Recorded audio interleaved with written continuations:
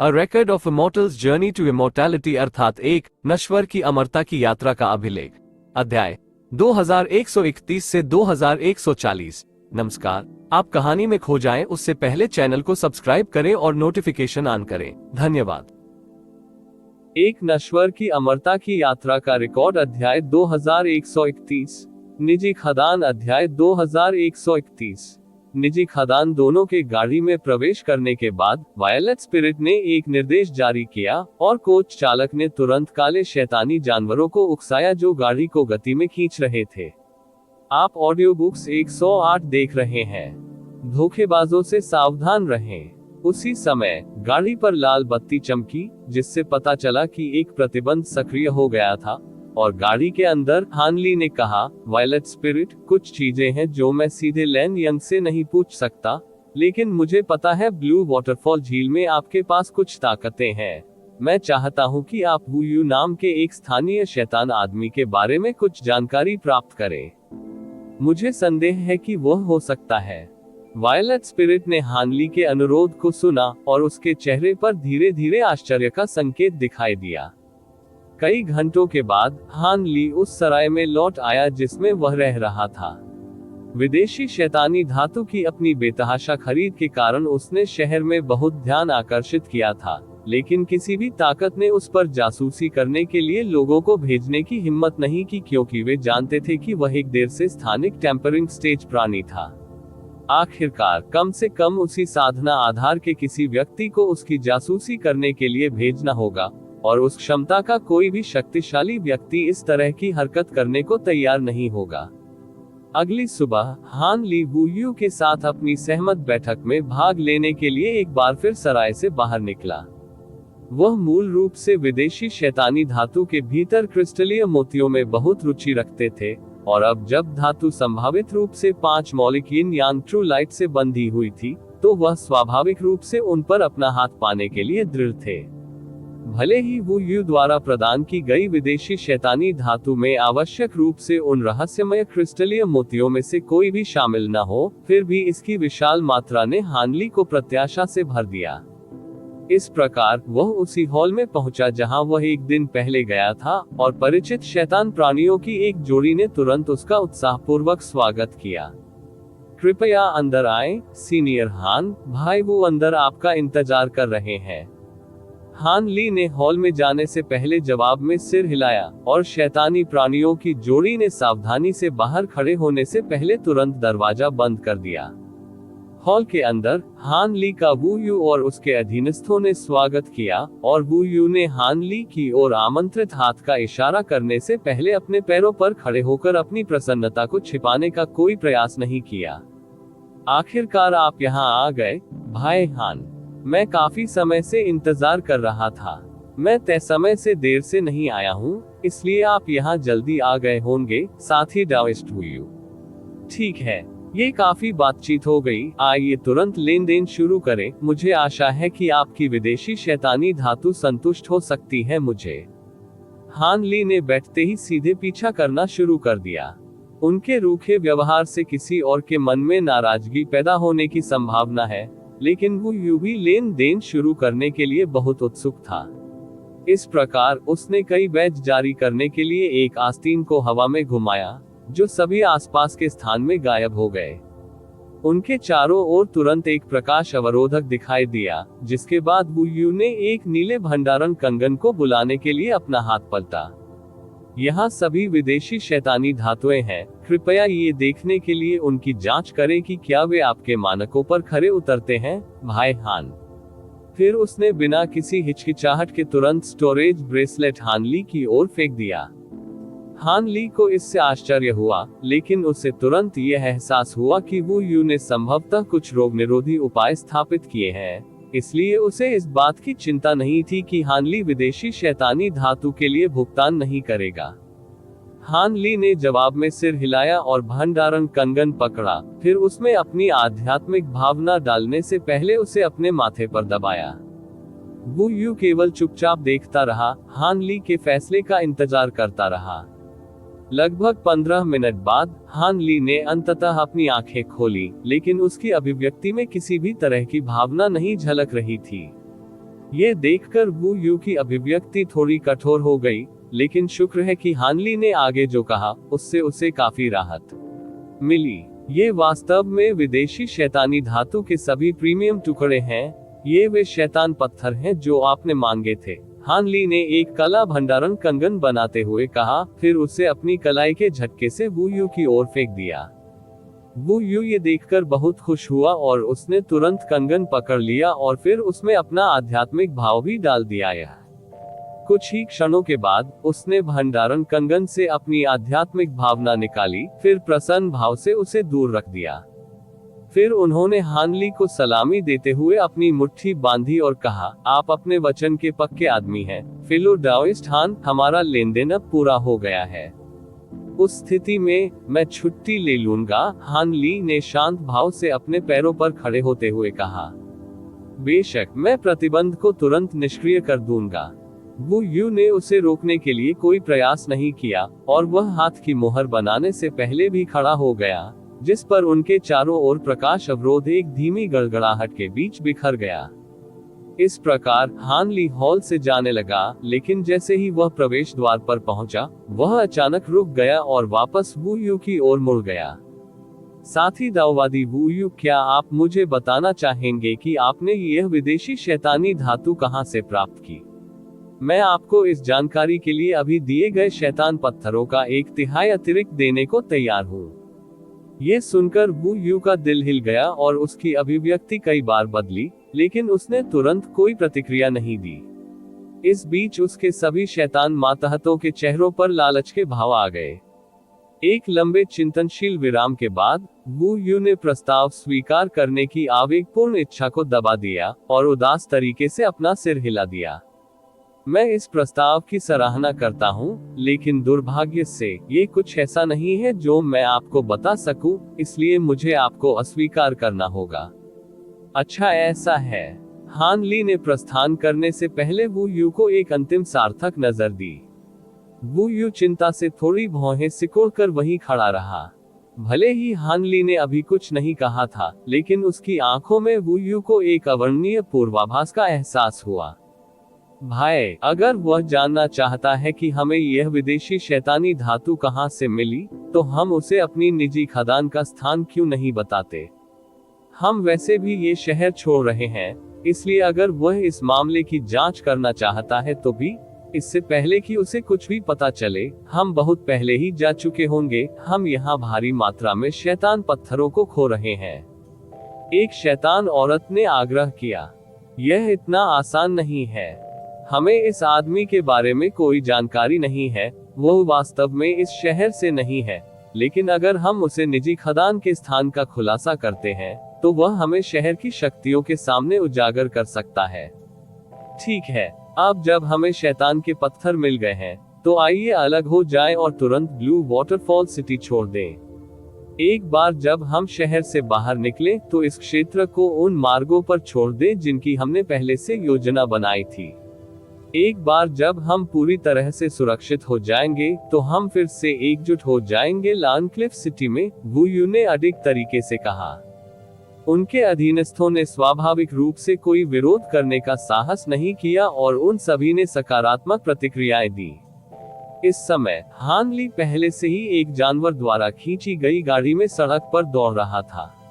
वह जानवरों से खींची जाने वाली गाड़ी में बैठा हुआ था और उत्साहित अभिव्यक्ति के साथ विदेशी शैतानी धातु के एक टुकड़े का निरीक्षण कर रहा था और खुद से बड़बड़ा रहा था, आखिरकार मुझे यह मिल गया। भंडारण कंगन के भीतर जो उसने अभी प्राप्त किया था, विदेशी शैतानी धातु के 20 से अधिक टुकड़े थे, जिनमें रहस्यमय क्रिस्टलीय मोती थे। L1 टेररी N0V3L ने ऑडियो बुक्स 108 पर इस अध्याय की पहली प्रस्तुति की मेजबानी की। इससे हान ली की यह धारणा पुष्ट हो गई कि वू यू और उसके समूह के पास निश्चित रूप से वही है जो वह खोज रहा था। यदि ये तथ्य नहीं होता कि उनका लेन देन ब्लू वाटरफॉल सिटी के बहुत घनी आबादी वाले हिस्से में हुआ होता, तो उसने उन्हें बलपूर्वक पकड़ लिया होता और उन पर आत्मा खोज तकनीक का इस्तेमाल किया होता ताकि वह जो जानकारी चाहता था उसे पा सके। हालांकि वो मौजूदा स्थिति को लेकर ज्यादा चिंतित नहीं थे। लेन देन के दौरान उसने पहले ही वू यू और उसके समूह पर आध्यात्मिक भावना के निशान लगा दिए थे, ताकि जैसे ही वे ब्लू वाटरफॉल सिटी छोड़ने की कोशिश करें, वह उन्हें ट्रैक करने और पकड़ने में सक्षम हो सके। ये ध्यान में रखते हुए हान ली ने आध्यात्मिक प्रकाश की चमक के बीच विदेशी शैतानी धातु के टुकड़े को दूर रख दिया, फिर ध्यान करने के लिए अपनी आंखें बंद करके अपनी उत्तेजना को दबा दिया। समय तेजी से बीत गया और कई घंटों के बाद वह सराय में लौट आया।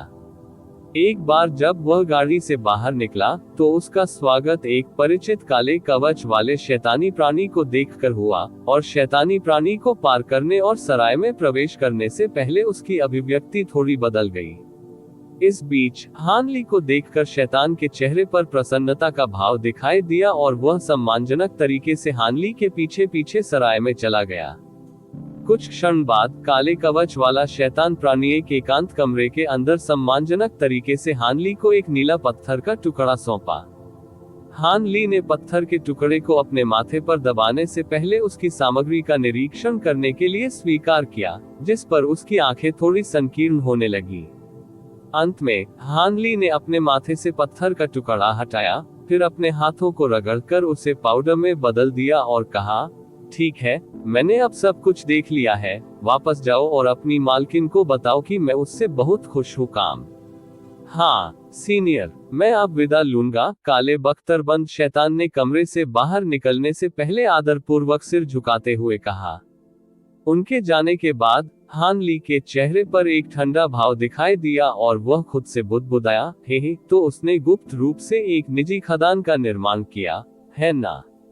उस मामले में सब कुछ समझ में आता है।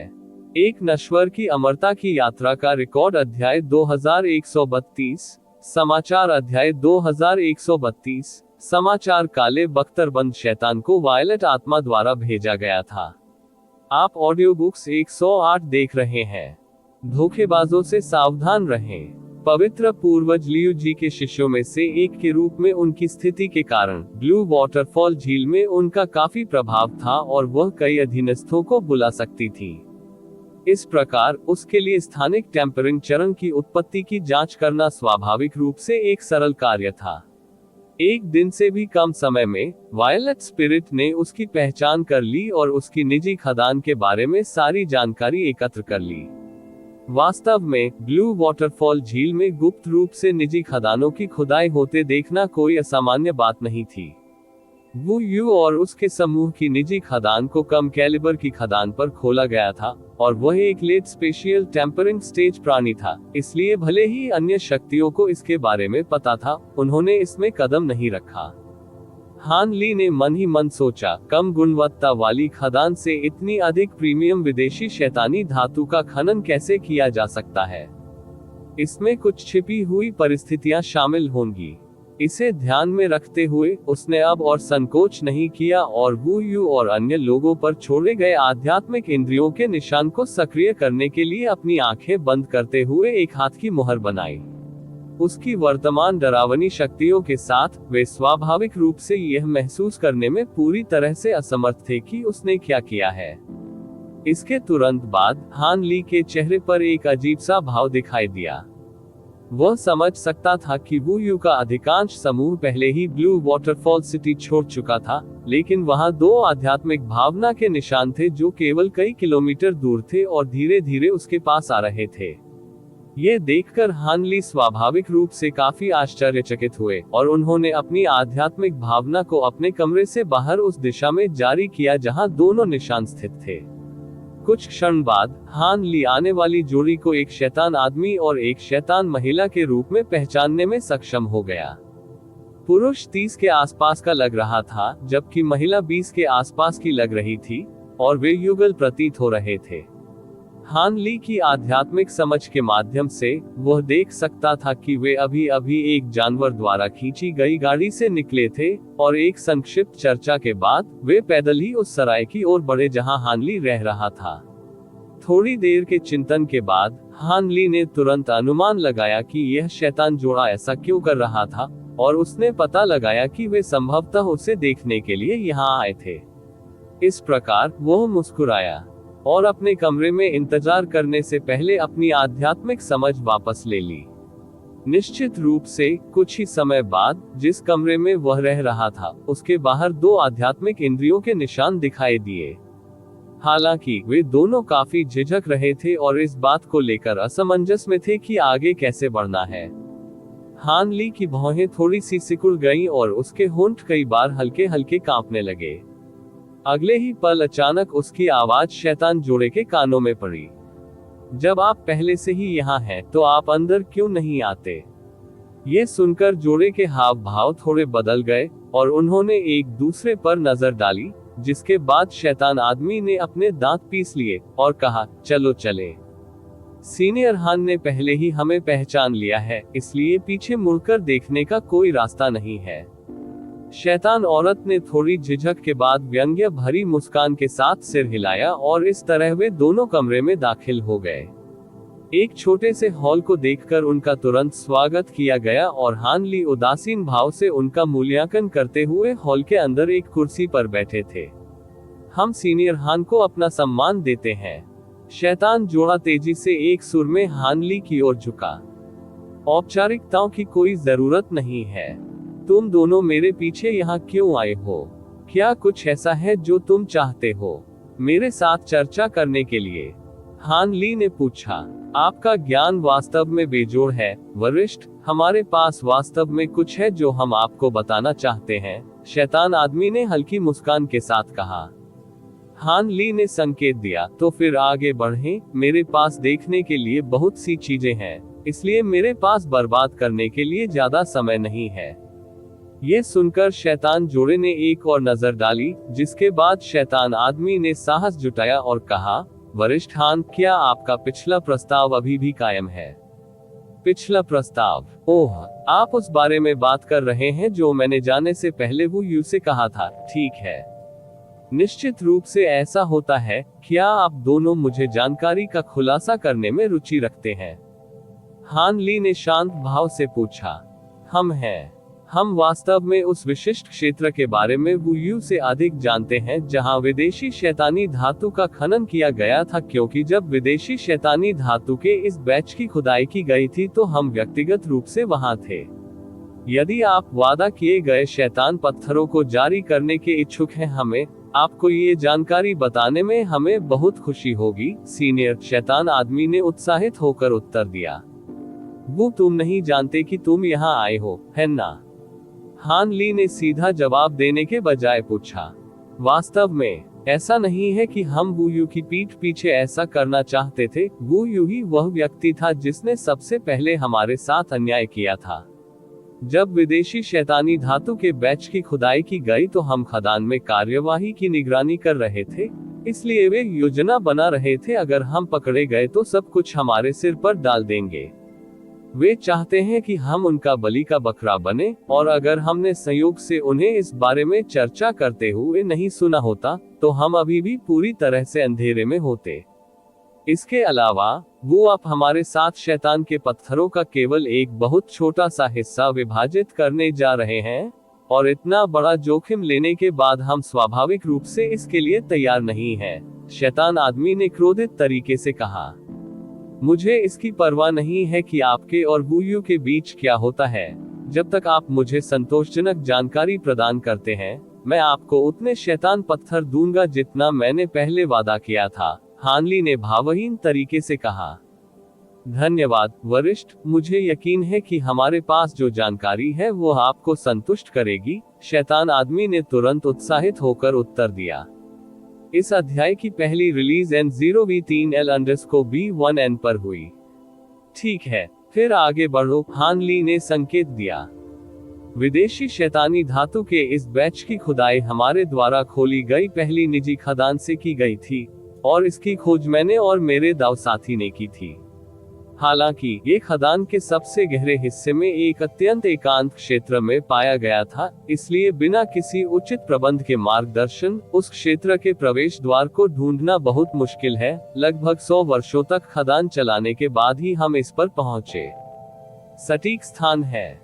इस प्रकार शैतान आदमी ने अपने पास मौजूद जानकारी का खुलासा करना शुरू कर दिया और हान ली कभी कभी कुछ प्रश्न पूछने के लिए हस्तक्षेप करते थे।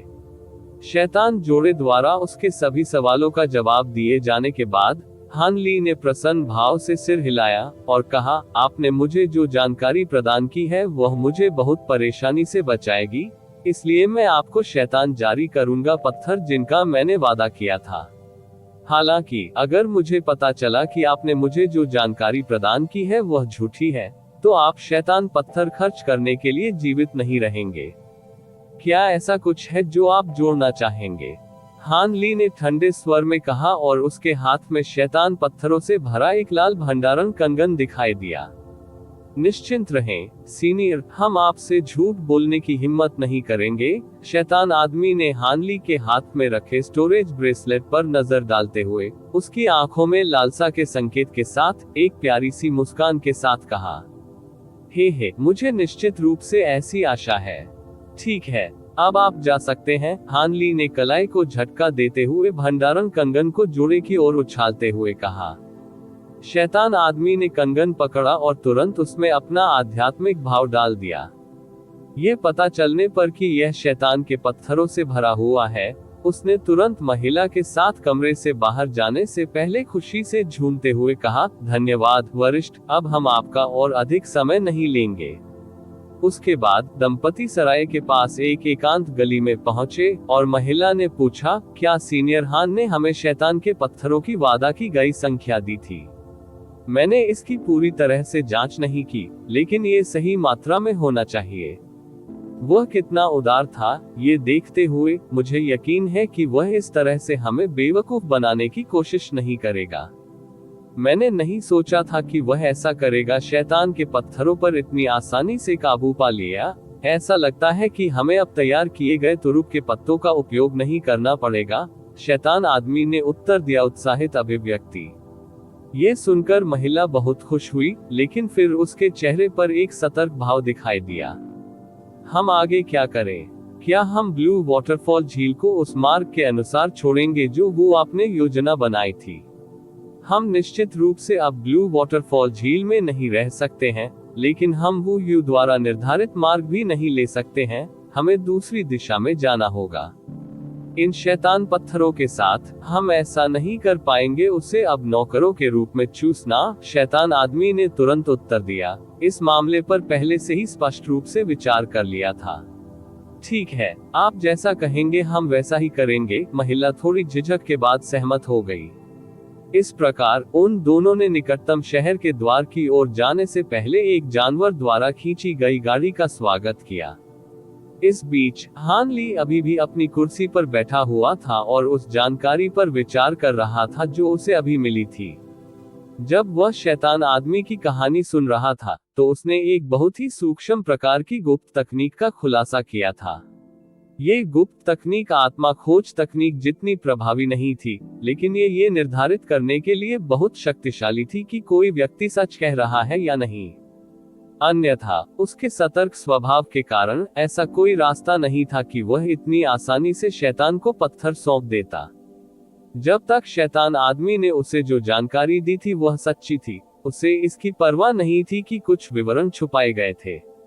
बेशक उसने ये रास्ता इसलिए चुना क्योंकि जोड़े को पकड़ना और उन पर आत्मा खोज तकनीक का उपयोग करना सराय में रहने वाले अन्य उच्च श्रेणी के शैतान प्राणियों का ध्यान आकर्षित कर सकता था, जो काफी परेशानी भरा होगा।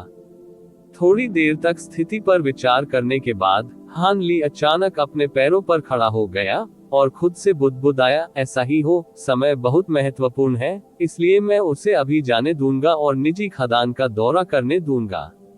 एक नश्वर की अमरता की यात्रा का रिकॉर्ड अध्याय 2133। मेरे गुलाम अध्याय 2133। मेरे गुलाम। इस प्रकार हान ली तुरंत अपने पैरों पर खड़ा हुआ और एक निश्चित शहर के द्वार की ओर एक जानवर द्वारा खींची गई गाड़ी चलाने से पहले सराय से बाहर निकल गया। आप ऑडियो बुक्स 108 देख रहे हैं। धोखेबाजों से सावधान रहें। निजी खदान स्वाभाविक रूप से द्वीप पर स्थित नहीं थी। वास्तव में वह बहुत दूर था और उसकी उड़ान की गति के हिसाब से भी उसे वहां पहुंचने में कई दिन लग जाते 3 दिन बाद हान ली नीली रोशनी की एक लकीर के रूप में हवा में उड़ रहा था। लहरदार झील के स्थान पर नीचे लहरदार गहरे हरे रंग की पर्वत श्रृंखला थी। अचानक सामने एक विशाल तलवार जैसा सीधा पहाड़ दिखाई दिया। ये पर्वत 100,000 फीट से अधिक ऊंचा था और अत्यंत भव्य प्रतीत होता था। पहाड़ को देखकर हानली के चेहरे पर एक उत्साह दिखाई दिया और वह तुरंत उसकी ओर नीचे चला गया। नीला प्रकाश फीका पड़ गया और हानली पहाड़ की चोटी पर एक विशाल चट्टान पर उतरा। फिर उसने अपनी आंखें बंद कर ली और अपनी विशाल आध्यात्मिक भावना को नीचे की ओर छोड़ दिया। थोड़ी देर बाद उसने हाथ की सील बनाने से पहले अपनी आंखें फिर से खोली और उसके शरीर पर अचानक पीले रंग की धागों की एक श्रृंखला दिखाई दी, जिसके बाद वह अचानक विशाल चट्टान के ऊपर से गायब हो गया। अगले ही पल पहाड़ की गहराई में पीली रोशनी चमकी और हान ली फिर से उभर आया। उसने मंद वातावरण में चारों ओर देखा और उसकी भौहें थोड़ी सी सिकुड़ गईं जब उसने सफेद रोशनी की एक गेंद को छोड़ने के लिए एक आस्तीन को हवा में घुमाया। प्रकाश का गोला उछलकर उसके सिर के ऊपर मंडराने लगा और उसके चारों ओर सब कुछ दिन के समान उज्जवल हो गया। हालांकि हानली अपनी आध्यात्मिक आंख की क्षमता का उपयोग करके सब कुछ देखने में सक्षम होगा, ये स्वाभाविक रूप से कहीं अधिक सुविधाजनक था। तभी हानली को पता चला कि वह एक जीर्ण शीर्ण खदान सुरंग में स्थित था और उसके चारों ओर के पत्थर के सभी चेहरे गड्ढों और धक्कों से भरे हुए थे। उसने अपनी नजर आगे की ओर डाली और एक घुमावदार सुरंग देखी जो आगे की ओर जाती थी और ऐसा लग रहा था कि यह पहाड़ के पेट में गहराई तक फैली हुई है। हान ली ने आसपास के क्षेत्र पर अपनी नजर डाली और उसका ध्यान पत्थर के एक चेहरे में जड़े हुए अयस्क के एक अज्ञात टुकड़े पर गया। अयस्क का ये टुकड़ा बहुत कम मूल्य का था और इसकी सतह दरारों से भरी हुई थी, इसलिए किसी को भी इसमें कोई दिलचस्पी नहीं थी। हालांकि जब हानली ने अयस्क के टुकड़े का मूल्यांकन किया तो उसके चेहरे पर एक फीकी मुस्कान दिखाई दी। फिर उसने हाथ बढ़ाया और पकड़ने की हरकत की। प्रचंड शक्ति के विस्फोट से अयस्क का टुकड़ा तुरंत पत्थर के मुख से अलग हो गया, फिर पीली रोशनी की एक लकीर के रूप में हानली के अंगूरों में समा गया। हान ली ने फिर उसे बंद कर दिया उसके चारों ओर उंगलियां और वह पीली रोशनी की एक गेंद में विस्फोटित हो गया। रोशनी कम होने के बाद हान ली के हाथ में एक काला ताबीज दिखाई दिया जो हल्की रोशनी से चमक रहा था। हे वे काफी चालाक हैं, मैं उन्हें वह दे दूंगा। हान ली ने अपनी आध्यात्मिक भावना को ताबीज पर घुमाते हुए हंसा, फिर आगे बढ़ने से पहले उसे अपनी आस्तीन में रख लिया। जिस खदान सुरंग में वह स्थित था वह बहुत लंबी थी और इसमें अनगिनत चौराहे थे जो इसे एक जटिल मकड़ी के जाले जैसी प्रणाली जैसा बनाते थे। हालांकि हानली को ठीक ठीक पता था कि वह कहां जा रहा है। वह बिना किसी हिचकिचाहट के एक के बाद एक करवट ले रहा था। थोड़ी देर के बाद वह पहले से ही 5000 फीट की यात्रा कर चुका था, फिर अंत में एक चौराहे पर रुक गया। वहां उसने अपने आसपास का निरीक्षण किया, फिर अचानक चौराहे के एक निश्चित कोने की ओर इशारा किया। कोने पर एक चट्टान फट गई और एक और काला ताबीज उभर आया। हान ली ने एक आस्तीन को हवा में घुमाकर नीला प्रकाश छोड़ा, जिसने काले ताबीज को अपनी मुट्ठी में खींचने से पहले ही उड़ा दिया। उस काले ताबीज को भी छुपाने के बाद हान ली खदान की सुरंगों में से एक में चला गया और आगे बढ़ता रहा। ये स्पष्ट था कि इन तावीजों का एक निश्चित मार्गदर्शक प्रभाव था और हानली खदान के सबसे गहरे हिस्से की ओर यात्रा करने के लिए उनका उपयोग करने में सक्षम था। इस प्रकार तावीजों के बीच का पता लगाने के माध्यम से हानली नियमित अंतराल पर खदान सुरंगों के विभिन्न हिस्सों से तावीजों को बाहर निकालने में सक्षम था। लगभग 8 घंटे बाद वह पहले ही खदान में एक बहुत गहरे बिंदु पर पहुंच चुका था और चौराहा कम होता जा रहा था। दीवारों पर गड्ढे भी धीरे धीरे कम होते गए और अंततः लगभग अस्तित्वहीन हो गए। हालांकि जमीन पर बिखरे हुए अयस्क के टुकड़ों से ये देखा जा सकता है कि यहाँ के अयस्क की गुणवत्ता में स्पष्ट रूप से काफी सुधार हुआ है। यह कोई आश्चर्य की बात नहीं थी कि खदान दास अभी भी इस खदान सुरंग को छोड़ने के लिए तैयार नहीं थे, भले ही उन्हें पता था कि वे पहले ही निर्धारित मार्ग से भटक चुके थे। जैसे ही हानली मन ही मन ये सोच रहा था, उसके कदम अचानक रुक गए। आगे की सुरंग अनगिनत ढीली चट्टानों से भर गई थी, जिससे पता चलता है कि किसी ने जानबूझकर सुरंग को ढहा दिया था। जैसे ही वह आगे बढ़ा, हान ली की भौहें थोड़ी सिकुड़ गईं, और उसके सिर के ऊपर प्रकाश की सफेद गेंद गायब हो गई, क्योंकि उसके शरीर से पीली रोशनी चमक रही थी, और वह आगे चट्टानों में गिर गया, जैसे कि उसके पास कोई ठोस रूप नहीं था। इसके तुरंत बाद हान ली सुरंग के ढहे हुए हिस्से से गुजरे और दूसरी तरफ उभर आए। उसके शरीर से निकलने वाली पीली रोशनी फीकी पड़ गई और वह अपने आसपास का निरीक्षण करने लगा। परिणाम स्वरूप उन्हें पता चला कि आगे अभी भी एक सुरंग थी, लेकिन ये पिछली सुरंगों की तुलना में बहुत छोटी और कच्ची थी, स्पष्ट रूप से बहुत पहले नहीं बनाई गई थी। हान ली की नजर तब जमीन पर पड़े एक काले और सफेद टुकड़े पर पड़ी, और उसने ध्यान से जांचने से पहले उसे अपनी हथेली में खींचने के लिए हवा में हाथ लहराया। ये वास्तव में विदेशी शैतानी धातु है। ये वह जगह है, हान ली ने खुद से बड़बड़ाते हुए कहा और उत्साहित अभिव्यक्ति के साथ विदेशी शैतानी धातु के टुकड़े को एक तरफ फेंक दिया। इसके तुरंत बाद उन्होंने अपनी आंखें बंद कर ली और अपनी विशाल आध्यात्मिक भावना को आगे के क्षेत्र की ओर जारी कर दिया। थोड़ी देर बाद हान ली ने अपनी आंखें फिर से खोली और उसके चेहरे पर एक आश्चर्यचकित भाव दिखाई दिया, और उसने खुद से कहा, ये खदान सुरंग उल्लेखनीय रूप से लंबी है, और ऐसा लगता है कि आगे एक प्राकृतिक प्रतिबंध है जो मेरी आध्यात्मिकता को दूर रख रहा है। समझदारी। ऐसा लगता है कि वहां भी लोग हैं, उनकी निम्न खेती के आधारों को देखते हुए उन्हें मेरा गुलाम होना चाहिए। शायद वे मेरे लिए कुछ उपयोगी हो सकते हैं।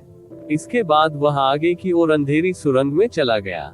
इसके तुरंत बाद वह एक छोटी सी गुफा में पहुंचे, जिसकी हाल ही में खुदाई की गई थी, और वहां 3 गहरे रंग के शैतानी खदान दास फटे कपड़ों के साथ भयभीत भावों के साथ जमीन पर घुटने टेके हुए थे।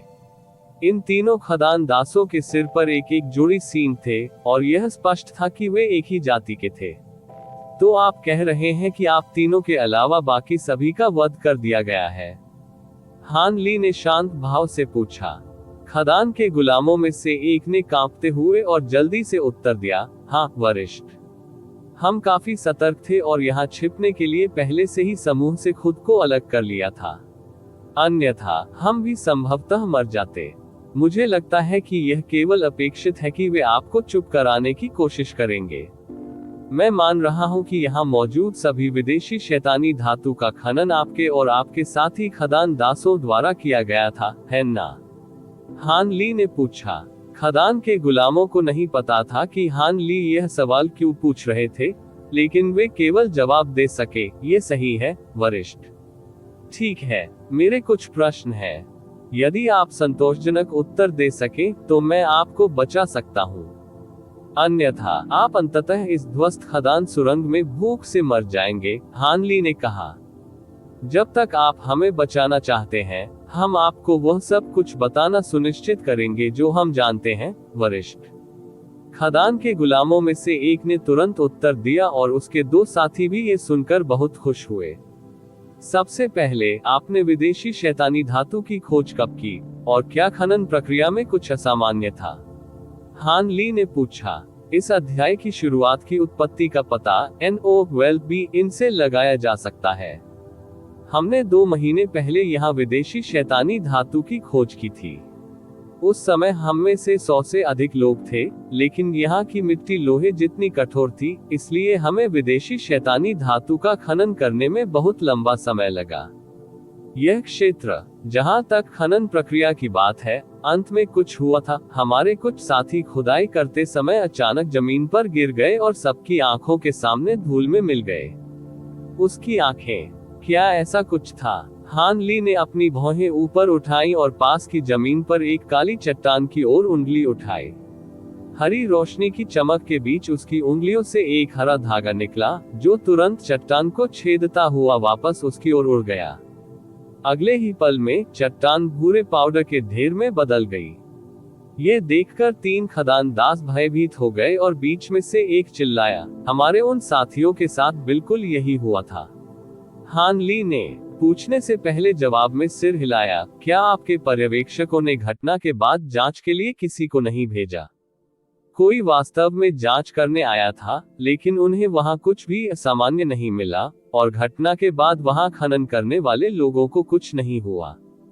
इस प्रकार किसी ने भी आगे की जांच करने की जहमत नहीं उठाई, क्योंकि हम मेरे गुलामों की जान नहीं गई, वैसे भी उनकी नजरों में इसका कोई मूल्य नहीं है। बीच में मौजूद खदान गुलाम ने व्यंग्यपूर्ण मुस्कान के साथ कहा।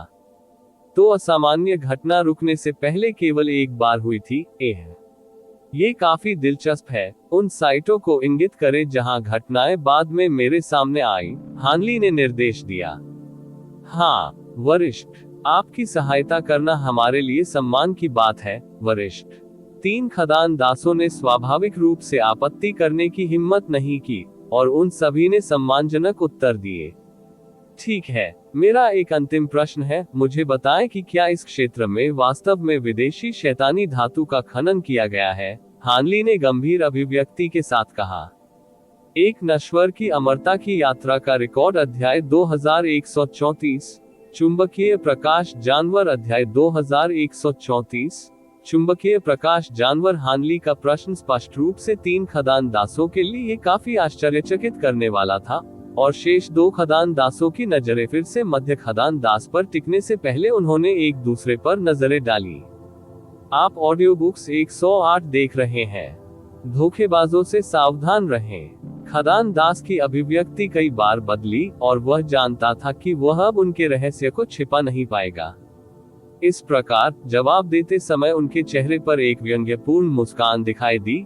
मूल रूप से इस क्षेत्र में सभी विदेशी शैतानी धातु का पहले ही खनन किया जा चुका था, लेकिन पिछले कुछ दिनों के दौरान जब हम यहाँ फंसे हुए थे, हम दूसरे क्षेत्र में पहुंच गए। यहाँ से सुरंग खोदने का प्रयास करते समय वह विदेशी शैतानी धातु से भर गया था।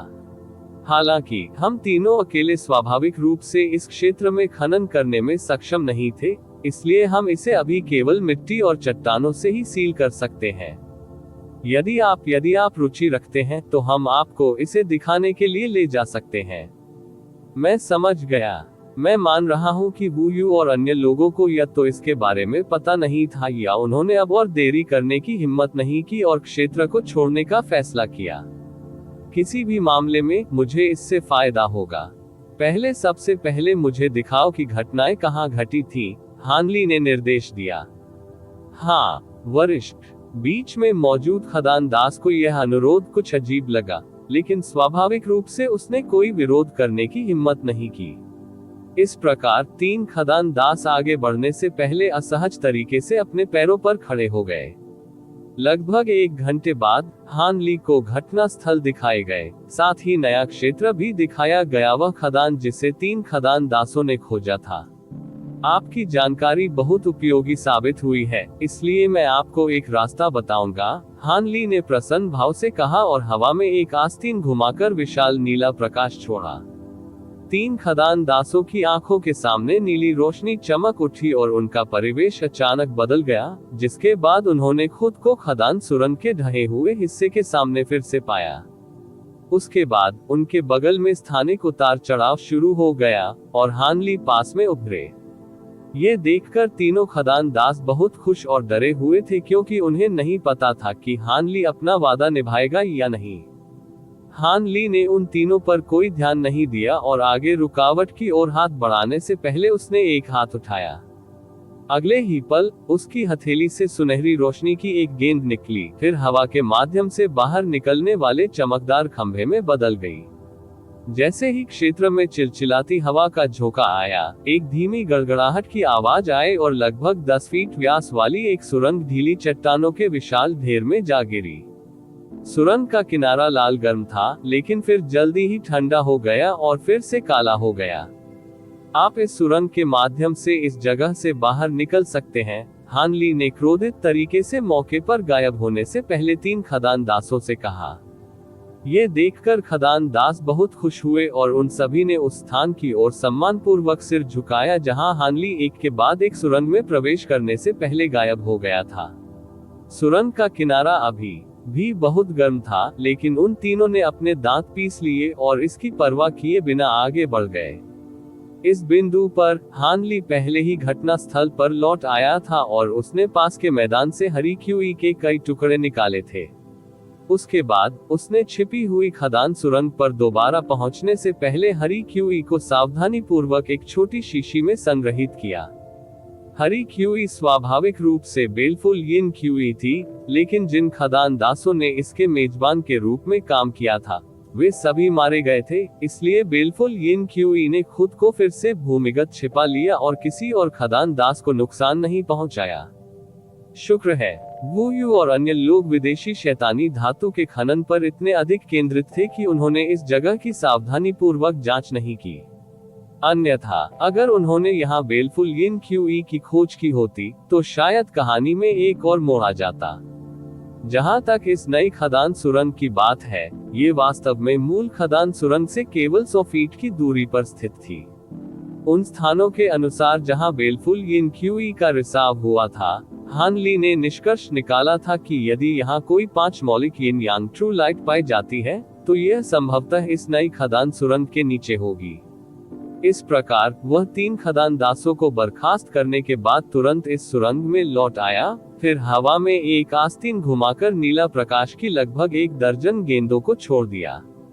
प्रकाश की गेंदें तब नीला वानर कठपुतलियों की एक श्रृंखला में बदल गईं, जिनमें से प्रत्येक लगभग 10 फीट लंबा था और ठंडी आभा दे रहा था। हान ली ने अपनी आध्यात्मिक समझ के माध्यम से इन कठपुतलियों को एक निर्देश जारी किया और वे तुरंत विदेशी शैतानी धातु का खनन करने के लिए खदान सुरंग में घुस गए। उसके बाद हान ली ने अपनी आस्तीन से एक छोटे सुनहरे जानवर को बाहर निकालने से पहले एक पल के लिए स्थिति पर विचार किया। यह कोई और नहीं बल्कि तेंदुआ किरण जानवर था और यह स्पष्ट रूप से स्पिरिट बीस्ट ब्रेसलेट में झपकी ले रहा था। जैसे ही वह उभरी, उसने विचलित और मनमोहक तरीके से अपनी धुंधली आंखें खोली। इस अध्याय का पहला विमोचन ऑडियो बुक्स 108 पर हुआ।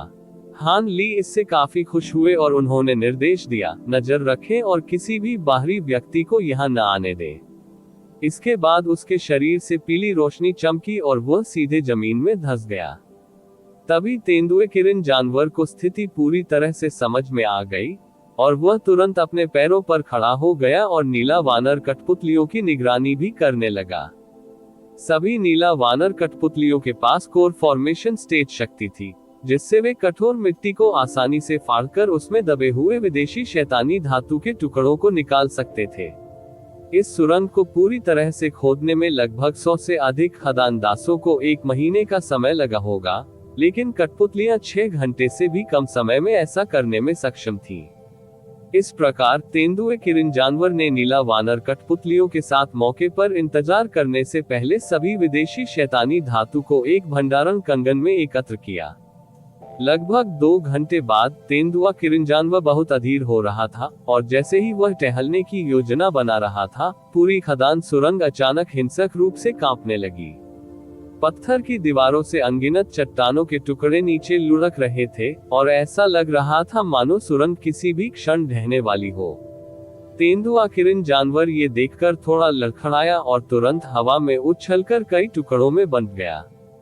सभी नीला वानर कठपुतलियां तुरंत दूर हो गईं, जिसके बाद सुनहरे प्रकाश की एक लकीर के रूप में ऊपर की ओर उड़ने से पहले प्रक्षेपण फिर से एक हो गए। जैसे ही तेंदुआ किरण जानवर चला गया, एक जोरदार धमाके के बीच खदान की सुरंग अंततः ढह गई। अनगिनत ढीली चट्टानें टूटकर नीचे गिरी और पूरी खदान सुरंग तुरंत भर गई। ठीक इसी समय सतह पर विशाल तलवार जैसा पर्वत भी पृथ्वी को चकनाचूर कर देने वाली लहर के बीच ढहने से पहले हिंसक रूप से हिल गया। विभिन्न आकारों की अनगिनत चट्टानें सभी दिशाओं में उड़ती हुई भेजी गईं और ऐसा लगा जैसे प्रलय का दिन आ गया हो। एक तेज चीख की आवाज आई और हवा में ऊपर उठने से पहले अनगिनत चट्टानों के बीच से एक सुनहरी आकृति उभरी, जिससे पता चला कि वह तेंदुआ किरण जानवर है। जानवर ने ढहे हुए पहाड़ को देखा और उसकी आंखों में चिंता की झलक दिखाई दी। लगभग ठीक उसी क्षण गड़गड़ाती गड़गड़ाहट के समान एक विस्फोट हुआ और उस स्थान से जहां कभी विशाल पर्वत खड़ा था, ज्वालामुखी विस्फोट की तरह अनगिनत चट्टानें आकाश में उड़ गईं। तेंदुआ किरण जानवर ये देखकर काफी चौंक गया और उसने तेजी से हवा में अपना पंजा घुमाया, जिससे सुनहरे पंजे के प्रक्षेपण की एक श्रृंखला सामने आई जिसने उसकी ओर उड़ने वाली सभी चट्टानों को नष्ट कर दिया। अचानक नीचे से ड्रैगन की दहाड़ जैसी एक लंबी चीख निकली और 100 फीट से अधिक लंबी एक नीला तलवार अचानक जमीन से उभरी। इसके रास्ते में आने वाली सभी चट्टानें तुरंत नष्ट हो गईं और हानली नीली रोशनी की चमक के बीच हवा में दिखाई दिए। उसका चेहरा थोड़ा पीला पड़ गया था और उसके एक हाथ में मुट्ठी के आकार की हरे रंग की चट्टान थी जो हरी रोशनी के गोले से घिरी हुई थी, और उसके दूसरे हाथ में एक विशाल चमचमाती सुनहरी तलवार थी जिसकी लंबाई लगभग 10 फीट थी। तेंदुआ किरण जानवर उसे देखकर बहुत खुश हुआ और वह तुरंत उसकी तरफ उछला और उसके पैर पर स्नेहपूर्ण तरीके से अपना रोएंदार सिर रगड़ने लगा। हान ली मुड़े और तेंदुए किरण जानवर के सिर को थपथपाते हुए मुस्कुराए और कहा, सावधान रहें, वहां एक डरावना जानवर है जो कुछ लोगों को मार डालेगा। इससे चिंतित होने के विपरीत तेंदुआ किरण जानवर दुश्मन की संभावना से खुश था। उसके पूरे शरीर पर सुनहरे पैटर्न उभर आए। जैसे ही वह तेज दहाड़ के बीच आकार में काफी बढ़ गया, तुरंत एक विशाल सुनहरे जानवर में बदल गया जिसकी लंबाई कई 10 फीट थी। नीचे कई गुस्से भरी चीखें सुनाई दी, जिसके बाद जमीन जोर से कांपने लगी और एक पीला राक्षस अचानक उभर आया। राक्षस के सिर के शीर्ष पर लगभग 1 दर्जन मिश्रित आंखें थीं और वे सभी आंखें हानली की शातिर तरीके से जांच कर रही थी। राक्षस न केवल पहाड़ जितना विशाल था, उसकी पीली त्वचा विभिन्न रंगों और आकारों की चट्टानों से भरी हुई थी, जिनमें से कुछ बेहद मूल्यवान रत्न थे। यह एक चुंबकीय प्रकाश जानवर है। मैंने इस प्रकार के जानवर के बारे में पहले सुना है, लेकिन मैंने कभी नहीं सोचा था कि मैं इसे यहाँ देखूंगा। ऐसा लगता है कि मेरे पास 5 मौलिक यिन यांग ट्रू लाइट के इस टुकड़े के लिए धन्यवाद देने के लिए ये जानवर है जो मैंने अभी मिला। ये जानवर 5 एलिमेंटल यिन यांग ट्रू लाइट के इस टुकड़े के साथ रहा है, इसलिए इसमें सच्ची रोशनी की कुछ शक्ति होनी चाहिए। अगर मैं इसे पकड़ सकता हूँ और परिष्कृत कर सकता हूँ, तो मेरे पास एक और चरम पर्वत को परिष्कृत करने के लिए पर्याप्त सामग्री होनी चाहिए। हानली ने मुस्कुराते हुए खुद से बड़बड़ाते हुए नीचे विशाल जानवर को देखा, फिर उसके हाथ में हरी चट्टान को देखा। एक नश्वर की अमरता की यात्रा का रिकॉर्ड अध्याय 2135। जानवर से युद्ध अध्याय 2135। जानवर से युद्ध। ठीक इसी समय विशाल जानवर ने एक और भयंकर दहाड़ छोड़ी और उसने अपने विशाल हाथों की जोड़ी को भयानक तरीके से ऊपर की ओर घुमाया। आप ऑडियो बुक्स 108 देख रहे हैं। धोखेबाजों से सावधान रहें। हवा में चमकते हुए विशाल हाथों की जोड़ी धुंधली हो गई, जिससे सफेद शॉकवेव्स की एक श्रृंखला सीधे हानली की ओर चली गई। हानली ने केवल एक हाथ पलटा और उसके सामने एक छोटा सा काला पहाड़ दिखाई दिया, धूसर प्रकाश की चमक। पहाड़ का आकार कई दसियों फीट था और यह कोई और नहीं बल्कि एक्सट्रीम एसेंस फ्यूज्ड पर्वत था। जोरदार धमाकों की श्रृंखला के बीच सफेद शॉकवेव्स ने पहाड़ पर प्रहार किया, लेकिन छोटा काला पहाड़ पूरी तरह से दृढ़ और अचल रहा। इस बीच तेंदुआ किरण जानवर आगे की ओर उछला, लगभग 1 दर्जन समान प्रक्षेपणों में विभाजित हो गया और चुंबकीय प्रकाश जानवर की ओर बुरी तरह से झपटा। हवा में अपने पंजे घुमाने से पहले विशाल जानवर के चारों ओर प्रक्षेपण दिखाई दिए, जिससे अनगिनत पंजे के प्रक्षेपण विशाल जानवर के शरीर में दुर्घटनाग्रस्त हो गए। विशाल जानवर के पूरे शरीर पर सुनहरी रोशनी की अनगिनत गेंदें फूट गईं और उसकी त्वचा में घुसी कुछ चट्टानें ढीली हो गईं, लेकिन जानवर पूरी तरह से सुरक्षित रहा। हालांकि ये तेंदुए किरण जानवर के उत्तेजक हमलों से क्रोधित हो गया था और इसने तुरंत अपना ध्यान अपने चारों ओर के प्रक्षेपणों पर स्थानांतरित कर दिया। अचानक उसकी मिश्रित आंखों से 5 रंग की रोशनी के 1 दर्जन या इतने ही खंभे फूट पड़े और एक झटके में आसपास के सुनहरे जानवर के प्रक्षेपणों को अपने अंदर समा लिया। तेंदुए किरण जानवर के सभी प्रक्षेपण 5 रंग की रोशनी के स्तंभों द्वारा पूरी तरह से स्थिर थे और वे एक पलक भी झपकाने में सक्षम नहीं थे। अगले ही पल में विशाल जानवर के चेहरे पर एक भयानक नजर दिखाई दी और 5 रंगीन रोशनी के खंभे उस स्थान पर घूम गए जिस पर उनके भीतर तेंदुए किरण जानवर के प्रक्षेपण तुरंत अनगिनत टुकड़ों में कट गए, जैसे कि उन पर हमला किया जा रहा हो अनगिनत तेज ब्लेड। हालांकि रक्त की एक भी बूंद बहाए बिना सभी प्रक्षेपण गायब हो गए, जिससे स्पष्ट रूप से संकेत मिलता है कि उनमें से कोई भी तेंदुए किरण जानवर का असली शरीर नहीं था। चुंबकीय प्रकाश जानवर को भी स्पष्ट रूप से इसका एहसास हो गया था, और उसका क्रोध और भी अधिक बढ़ गया, क्योंकि उसकी मिश्रित आंखों से निकलने वाले प्रकाश के 5 रंग के खंभे आसपास के स्थान में हिंसक रूप से फैलने से पहले मोटे हो गए। अचानक प्रकाश के खंभों में से एक लड़खड़ा गया और तेंदुआ किरण जानवर हवा से लड़खड़ाकर बाहर निकलने के लिए मजबूर हो गया। ये देखकर विशाल जानवर बहुत खुश हुआ और उसने तुरंत प्रकाश के सभी स्तंभों को तेंदुए किरण जानवर पर केंद्रित कर दिया। प्रकाश के खंभे एक साथ मिलकर प्रकाश का एक अत्यंत मोटा स्तंभ बनाते हैं, जो सीधे तेंदुए किरण जानवर की ओर बढ़ता है। तेंदुआ किरण जानवर इससे बहुत घबरा गया और उसने घटनास्थल से भागने का प्रयास किया, लेकिन उसके आसपास की जगह लोहे और स्टील की तरह कठोर हो गई थी, जिससे वह थोड़े समय में भागने में असमर्थ हो गया। प्रकाश का मोटा खंभा उसके शरीर को ढकने वाला था और वह घबराने लगा और जल्दी से मदद के लिए चिल्लाने लगा। इस महत्वपूर्ण मोड़ पर ऊपर से हानली की आवाज आई, हम्फ, तो अब तुम्हें डरना मालूम हो गया है। यहाँ तक कि मैं भी इस बात से अचंभित हो गया था और लगभग घायल हो गया था। इस बिंदु पर अभी भी तुम्हारा कोई मुकाबला नहीं है। जैसे ही उसकी आवाज धीमी हुई, 1000 फीट से अधिक लंबी एक सुनहरी तलवार बीच में प्रकाश के सुनहरे स्तंभ को काटने के लिए हवा में उड़ गई। तेंदुए किरण जानवर को तुरंत मुक्त कर दिया गया और वह तुरंत एक सुनहरी छाया के रूप में हानली की ओर बढ़ गया। कुछ ही चमक के बाद वह चेहरे पर उदासी लिए हुए हानली के पास दिखाई दिया।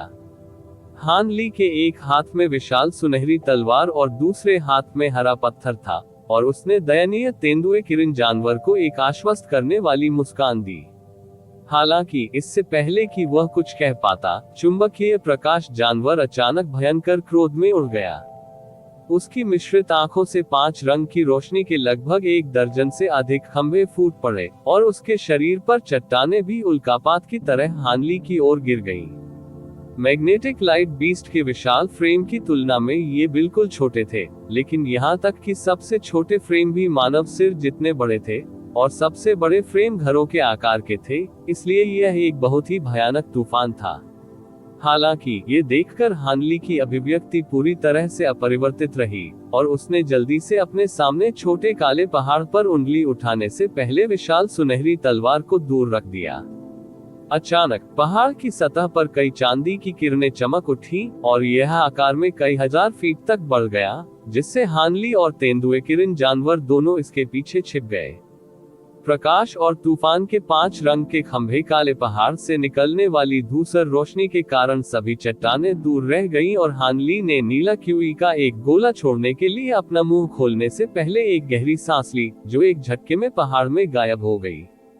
अगले ही पल पूरे पहाड़ से एक तेज भिनभिनाहट की आवाज आई और भूरे रंग की रोशनी की लहरें उन्मादी तरीके से बाहर निकलने लगी, जिससे लगभग 500 मीटर के व्यास वाला एक विशाल प्रभामंडल बन गया। प्रभामंडल अत्यंत सघन था और किसी ठोस वस्तु की तरह नीचे उतर रहा था। उसने ऐसा बिल्कुल शांत तरीके से किया, लेकिन जो आभा वह छोड़ रहा था वह बेहद डरावनी थी और उसके चारों ओर की सारी हवा तेजी से फैल रही थी। इससे 5 किलोमीटर के दायरे में आसमान भी धुंधला हो गया था। एक्सट्रीम एसेंस फ्यूज्ड पर्वत मौलिक रूप से अलग नहीं हुआ था, लेकिन जैसे जैसे हानली की खेती का आधार अधिक से अधिक शक्तिशाली हो गया था, पर्वत भी अधिक दुर्जय हो गया था।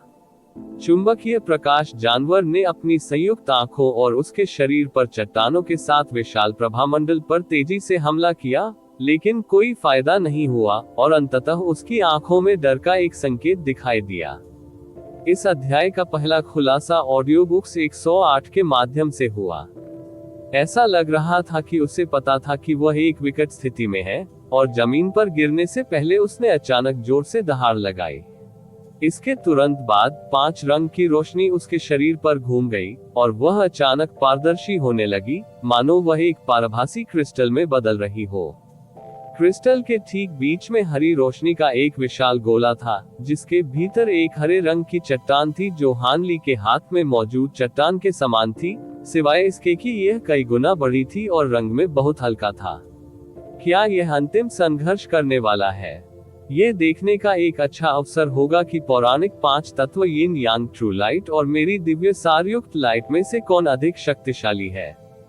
हान ली अपने आप में बड़बड़ाया और उसकी आंखों में एक उत्साहित चमक दिखाई दी। उसके बाद उसके आदेश पर काले पहाड़ से और अधिक धूसर रोशनी फूट पड़ी और धूसर प्रभामंडल एक बार फिर तेजी से विस्तारित होकर लगभग पूरे आकाश को घेर लिया।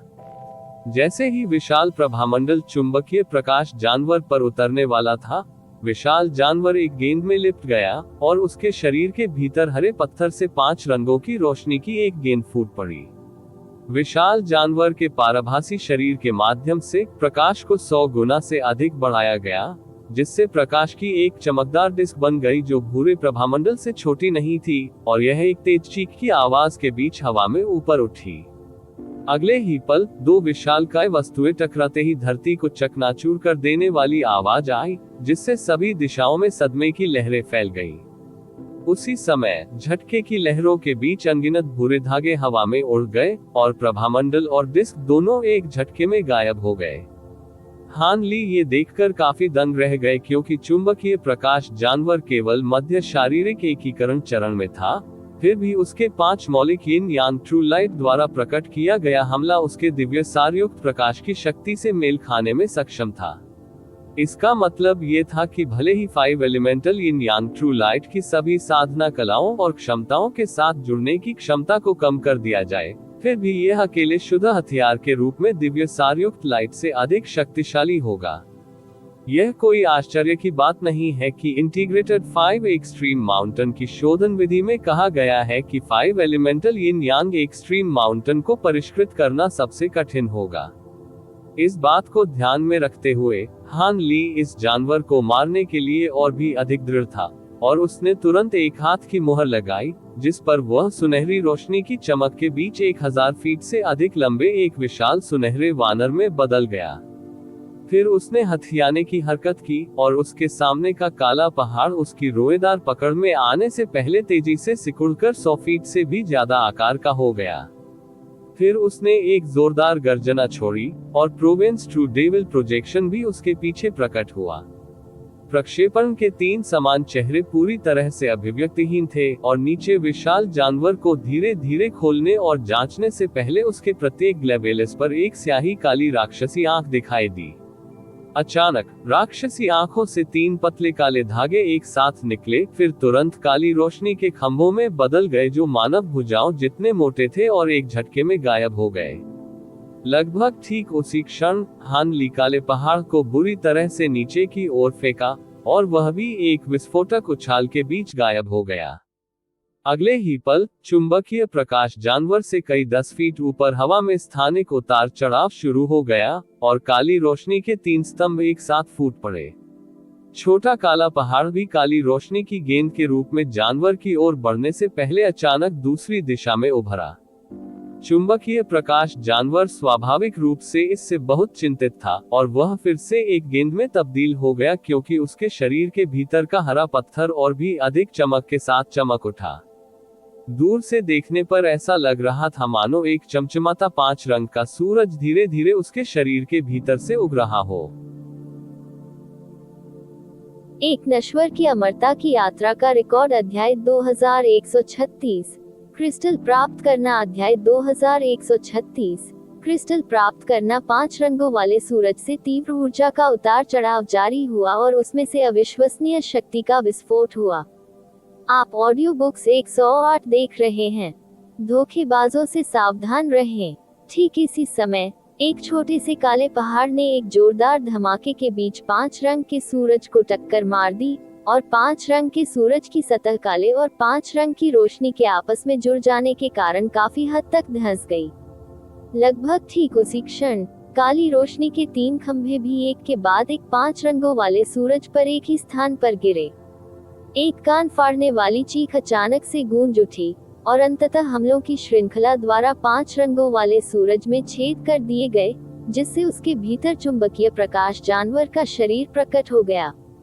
हालांकि जो छेद बनाए गए थे उनके चारों ओर 5 रंग की रोशनी बढ़ गई और छेद जल्दी से सील होने लगे। हान ली स्वाभाविक रूप से ऐसा होने नहीं दे रहा था और उसने तुरंत मौके पर गायब होने से पहले एक कदम आगे बढ़ाया। अगले ही पल 5 रंगों वाले सूरज के पास स्थानिक उतार चढ़ाव शुरू हो गया और हान ली अपने पिछले हमलों से बने छेद की ओर बिजली की तरह पहुंचने से पहले फिर से उभर आया। चुंबकीय प्रकाश जानवर को स्पष्ट रूप से पता था कि वह जीवन या मृत्यु की स्थिति में था और उसने रोष की एक प्रचंड गर्जना छोड़ी, जैसे कि एक पारभासी भाला फिर उसके शरीर से बाहर निकल गया, सीधे हान ली के फैले हुए हाथ की ओर जा गिरा।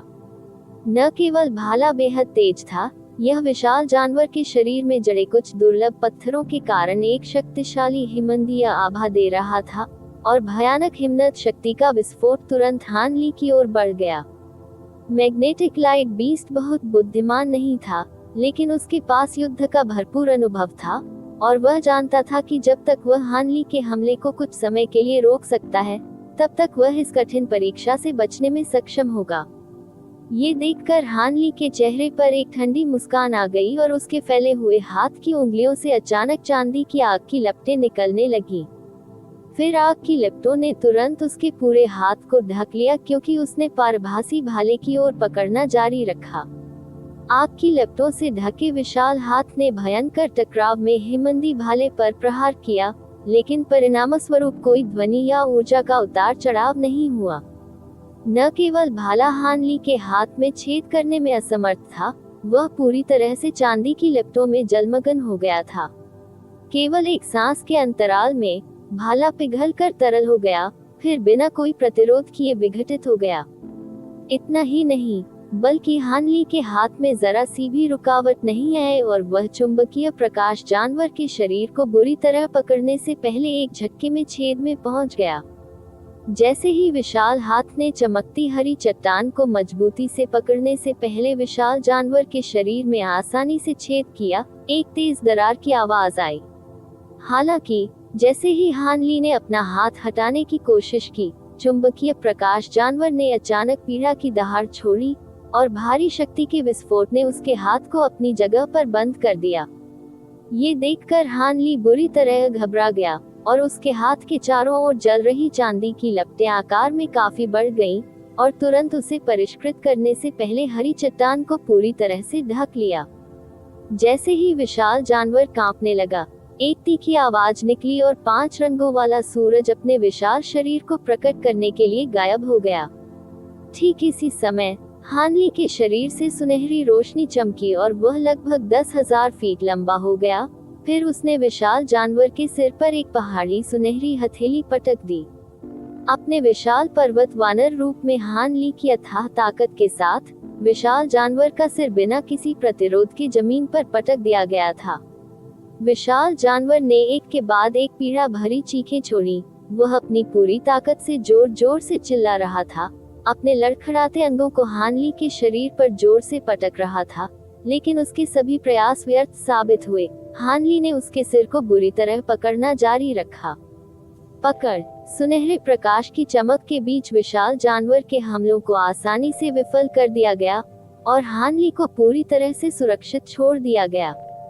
इस बीच चुंबकीय प्रकाश जानवर के शरीर के भीतर चांदी की लपटें अधिक से अधिक तीव्रता के साथ जलने लगी, जबकि हरी चट्टान तेजी से मंद पड़ने लगी और विशाल जानवर का संघर्ष कम होने लगा। अंततः निराशा की एक और चीख के बाद चुंबकीय प्रकाश जानवर पूरी तरह से शांत हो गया। अनुत्तरदायी हान ली ने तुरंत अपना हाथ उठाया और विशाल जानवर के सिर पर एक भयानक मुक्का मारने से पहले उसे कसकर मुट्ठी में भींच लिया। चुंबकीय प्रकाश जानवर का सिर तुरंत अनगिनत क्रिस्टलीय टुकड़ों में टूट गया और उसी समय हरी रोशनी की एक गेंद एक झटके में दूर तक चली गई। यह कोई और नहीं बल्कि चुंबकीय प्रकाश जानवर की आत्मा थी।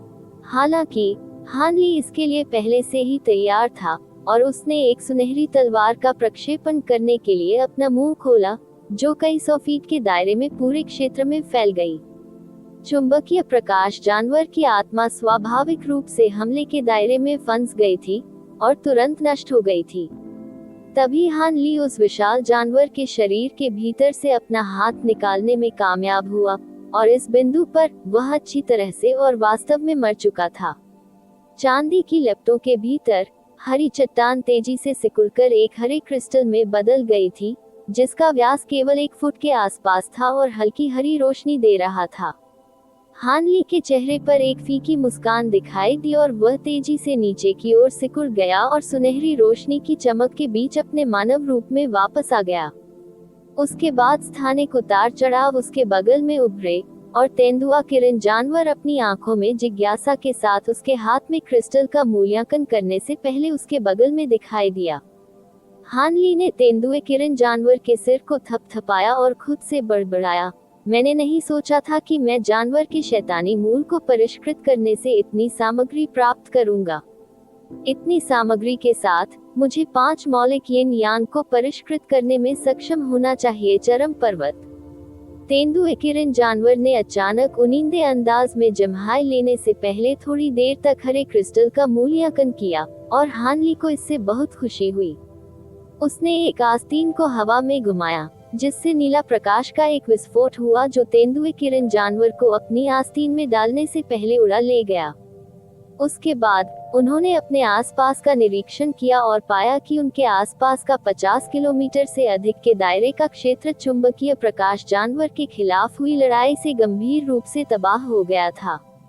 जमीन गड्ढों और खड्डों से भरी हुई थी, और आसपास के सभी पहाड़ गंभीर रूप से क्षतिग्रस्त हो गए थे। ये देखकर हान ली की भौहें थोड़ी सिकुड़ गईं। अपनी अथाह शक्तियों से भी वह विनाश के इतने व्यापक दृश्य को छिपा नहीं सका।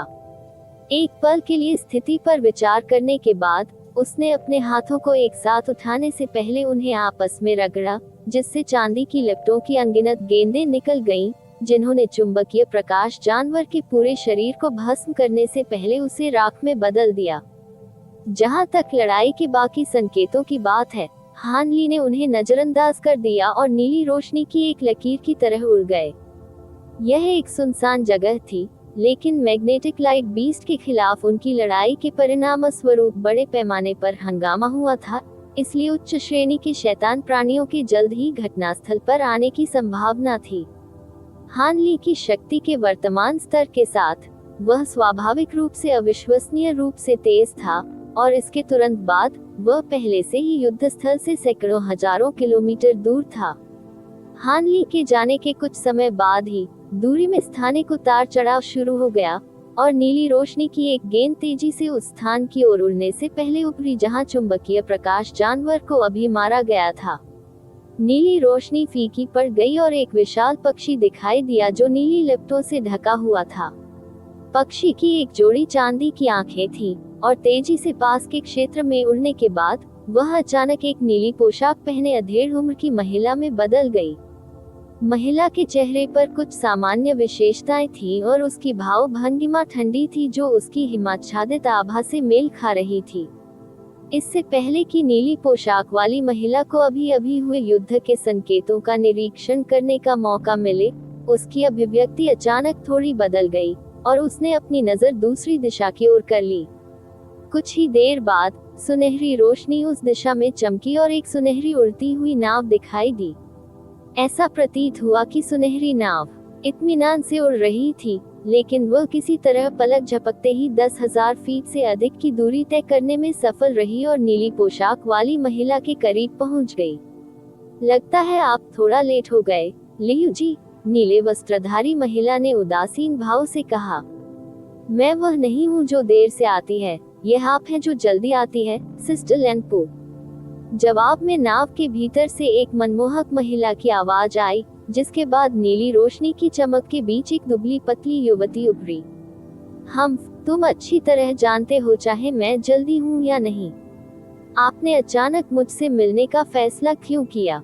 नीली पोशाक वाली महिला ने ठंडे स्वर में पूछा। NO12B ने ऑडियो बुक्स 108 पर इस अध्याय का पहला प्रकाशन देखा। 2 महिलाओं में से एक पवित्र पूर्वज लियू जी का क्लोन थी, जबकि दूसरी पवित्र पूर्वज लैनपू का असली शरीर थी। उनमें से किसी ने भी नीचे मलबे पर कोई ध्यान नहीं दिया और इसके बजाय अन्य विषयों पर चर्चा करने लगे। युवती ने मुस्कुराते हुए उत्तर दिया, मैंने यहाँ एक क्लोन भेजा है, इसलिए पिछली बार आपने मुझे जो सहायता प्रदान की थी, उसके बदले में मेरे पास स्वाभाविक रूप से आपको देने के लिए कुछ है। हालांकि ये सुनकर लैनपू की अभिव्यक्ति तुरंत फीकी पड़ गई। एक नश्वर की अमरता की यात्रा का रिकॉर्ड अध्याय 2137, गुप्त योजना अध्याय 2137, गुप्त योजना।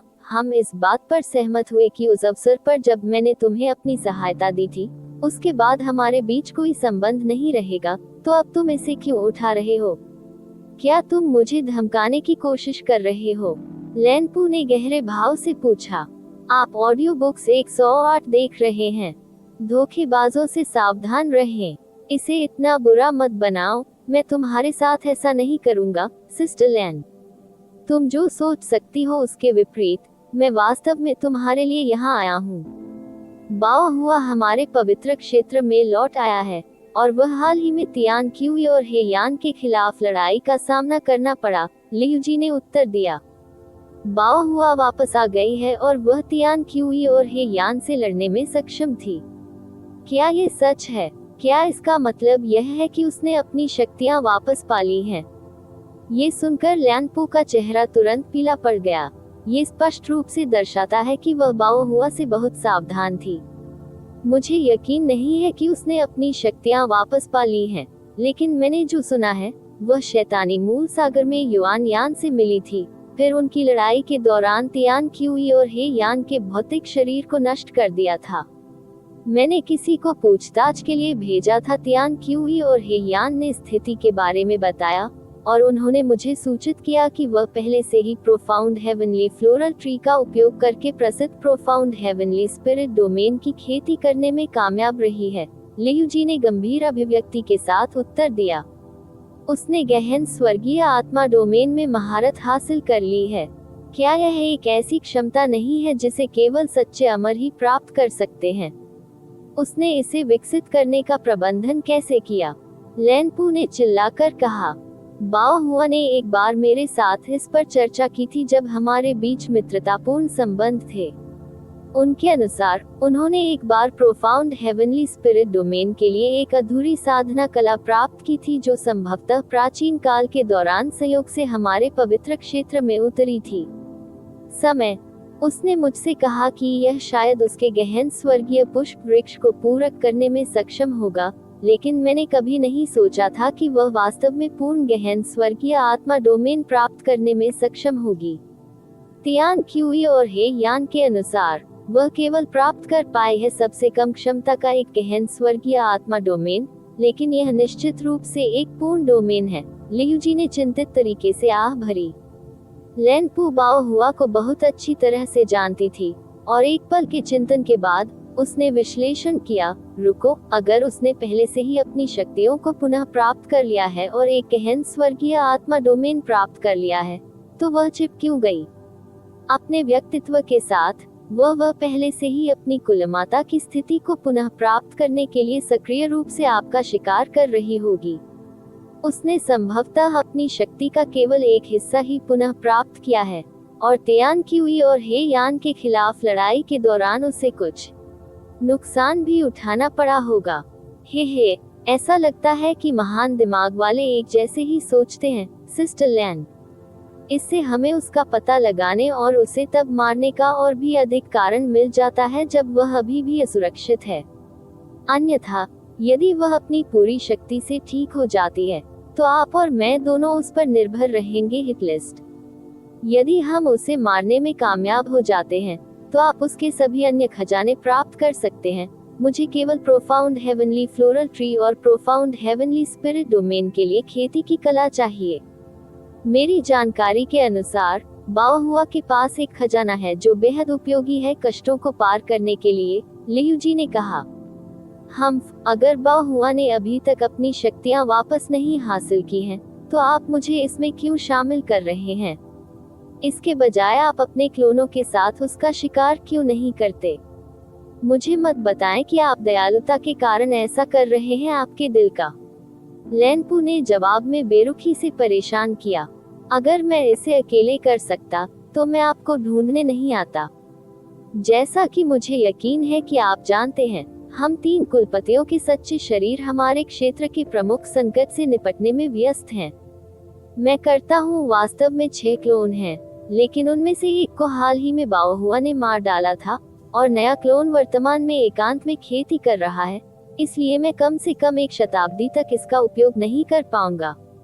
मेरे 2 क्लोन वर्तमान में आत्मा क्षेत्र में लड़ाई की देखरेख कर रहे हैं और मेरे शेष 3 क्लोनों में से एक मेरा तुरुप का इक्का है, जिसे मैं किसी के सामने प्रकट नहीं करूंगा जब तक कि यह बिल्कुल आवश्यक न हो, और दूसरा मेरी देखभाल कर रहा है गुफा निवास, जबकि अंतिम अभी आपसे बात कर रहा है। इसके अलावा मैंने सुना है कि बाओहुआ को आखिरी बार ब्लू वाटरफॉल झील के पास देखा गया था और आप इस क्षेत्र में अब तक के सबसे शक्तिशाली व्यक्ति हैं। यदि आप उसकी तलाश के लिए अपनी सेना तैनात करने के इच्छुक हैं, हम कुछ ही समय में उसे ढूंढने में सक्षम होंगे, बाओहुआ ने समझाया। लैनपू काफी देर तक चुप रही, लेकिन अंत में लियूजी के प्रस्ताव के प्रलोभन का विरोध करने में असमर्थ रही और उसने अपने दांत पीसते हुए कहा, मैं समझ गई। उस स्थिति में मैं वास्तव में आपकी मदद करने के लिए बाध्य हूँ। जैसा जब तक बाओहुआ वास्तव में पास में रहता है, मैं निश्चित रूप से उसे ढूंढ पाऊंगा। हालांकि उसके सभी अन्य खजानों के अलावा मैं प्रोफाउंड हेवनली स्पिरिट डोमेन की साधना कला की एक प्रति भी चाहता हूँ। लियूजी यह सुनकर बहुत खुश हुई और वो तुरंत सहमत हो गई। यह कोई मुद्दा नहीं है। ठीक है, मैं वापस जाऊंगा और बाओहुआ का पता लगाने के लिए अपनी सेनाएं जुटाऊंगा। वैसे ऐसा लगता है कि यहाँ कुछ अनोखा हुआ है। क्या इसका बाओहुआ से कुछ लेना देना हो सकता है? लैनपू ने अचानक पूछा जब उसने आसपास के गंभीर रूप से तबाह हुए क्षेत्र पर अपनी नजर डाली। मैं ऐसा नहीं सोचता। ऐसा लगता है कि हाल ही में यहाँ एक युद्ध समाप्त हुआ है और अवशिष्ट आभा को देखते हुए ऐसा लगता है कि लड़ाई किसी और शैतानी जानवर के बीच हुई थी। आप मेरे आने से पहले यहाँ आ गए। क्या आप ऐसा करने में कामयाब रहे? कुछ पता चला? लियूजी ने एक निश्चित दिशा की ओर हाथ बढ़ाते हुए पूछा। चुंबकीय प्रकाश जानवर के शरीर में पहले से जड़े गए रत्नों में से एक मिट्टी से उभरा और उड़कर उसकी पकड़ में आ गया, जिस पर उसने एक संक्षिप्त निरीक्षण किया। जब तक मैं यहाँ पहुँचा, तब तक जो भी यहाँ था वह पहले ही जा चुका था। शायद ये कोई शक्तिशाली लेट बॉडी इंटीग्रेशन स्टेज था जो संयोगवश वहाँ से गुजर रहा था। हम इस समय उस मौसम में हैं जहाँ ब्लूटूथ चावल की कटाई हो रही है, इसलिए ऐसा नहीं एक क्षेत्र में शक्तिशाली शैतानी सरदारों को देखकर आश्चर्य हुआ, लैनपू ने उत्तर दिया। शायद ऐसा ही। ब्लूटूथ चावल की बात करते हुए आपने सामान्य शैतानी प्राणियों को बेची जाने वाली मात्रा को सीमित कर दिया है, फिर भी आप गुप्त रूप से भारी मात्रा में बड़ी शक्तियों को भारी कीमतों पर बेच रहे हैं। मुझे कहना होगा, मैं बहुत प्रभावित हूँ आपकी चाल से, सिस्टलिन, लियूजी ने हंसते हुए कहा। मेरे पास ऐसा करने के अलावा कोई विकल्प नहीं है। उत्पादित ब्लूटूथ चावल की मात्रा वास्तव में हर किसी की जरूरतों को पूरा करने के लिए पर्याप्त नहीं है और मैं बहुत अधिक शक्तियों को नाराज नहीं करना चाहता, इसलिए मैं केवल एक निश्चित बनाए रखने के लिए इसका सहारा ले सकता हूँ। स्थिरता का स्तर, लैनपू ने लापरवाही से उत्तर दिया। इस अध्याय के उपलब्ध होने का प्रारंभिक उदाहरण ऑडियो बुक 108 पर हुआ। ये निश्चित रूप से एक बुद्धिमानीपूर्ण कदम है। अन्यथा यदि आपने ब्लूटूथ राइस की बिक्री को नियंत्रित नहीं किया तो आप अपने लिए बहुत सारे दुश्मन बना लेंगे, लेकिन इस तरह से काम करने से सभी पक्ष अपेक्षाकृत खुश रहते हैं। वैसे मेरे 2 शिष्य हैं जिन्हें अपने शरीर को मजबूत करने के लिए ब्लूटूथ चावल की आवश्यकता होती है। क्या आप मुझे भी कुछ बेच पाएंगे? लियूजी ने मुस्कुराते हुए पूछा। आप कुछ निःशुल्क पा सकते हैं, लैनपू ने उदारता प्रदर्शित करते हुए उत्तर दिया। ये सुनकर लियूजी बहुत खुश हुई और उन्होंने झट से कहा, आपको मेरा धन्यवाद, सिस्टर लैन। ठीक है, चलो अभी के लिए अलग हो जाएं। मैं अपने साथ कुछ भरोसेमंद अधीनस्थों को भी ले आई हूँ और वे मदद करने में सक्षम होंगे। बाओहुआ की भी तलाश में निकले। लैनपू को इस पर कोई आपत्ति नहीं थी, इसलिए उसने जवाब दिया, ठीक है, मैं फिर ब्लू वाटरफॉल सिटी लौटूंगी। उसके बाद वह लियू जी को अकेला छोड़कर नीली रोशनी की गेंद की तरह उड़ गई। लैनपू के पूरी तरह से दूर गायब हो जाने के बाद लियू जी की मुस्कान फीकी पड़ गई और उसने ठंडी अभिव्यक्ति के साथ अपने हाथ में मौजूद रत्न को देखा। फिर उसकी भौहें थोड़ी सिकुड़ गईं, जैसे कि उसने कुछ पहचान लिया हो, लेकिन वह तय नहीं कर पा रही थी कि वह क्या करना चाहती है। हालांकि उसे निर्णय लेने में अधिक समय नहीं लगा और उसने रत्न को पीसकर पाउडर बना लिया और एक ठंडी मुस्कान के साथ खुद से बोली, ये देखकर कि 5 मॉलिक्यूल नियॉन ट्रू लाइट प्रकट हुई है, मैं निश्चित रूप से ऐसा नहीं कर सकती। यह फिसल गया। ऐसा लगता है कि मुझे उस व्यक्ति की भी तलाश करनी होगी जिसने ये सच्ची रोशनी प्राप्त की है। उसके बाद वह वापस उड़ गई उसकी उड़ती नाव पर और अनगिनत रन उड़ते हुए खजाने से बाहर निकल आए, इससे पहले कि वह दूसरी दिशा की ओर उड़ जाए। इस बीच हान ली पहले से ही ब्लू वाटरफॉल सिटी की ओर वापस जा रहा था और वह अपने चेहरे पर एक फीकी मुस्कान के साथ प्राप्त की गई पहली हरी चट्टान का मूल्यांकन कर रहा था। सुरक्षा एहतियात के तौर पर वह दूसरी दिशा से शहर लौटने से पहले एक विशाल घेरे में उड़ गया था। थोड़ी देर के बाद हान ली ने आध्यात्मिक प्रकाश की चमक के बीच हरी चट्टान को दूर रख दिया और उसकी जगह विदेशी शैतानी धातु का एक टुकड़ा रख दिया गया। धातु के इस टुकड़े को देखकर उसके चेहरे पर मुस्कान और भी स्पष्ट हो गई।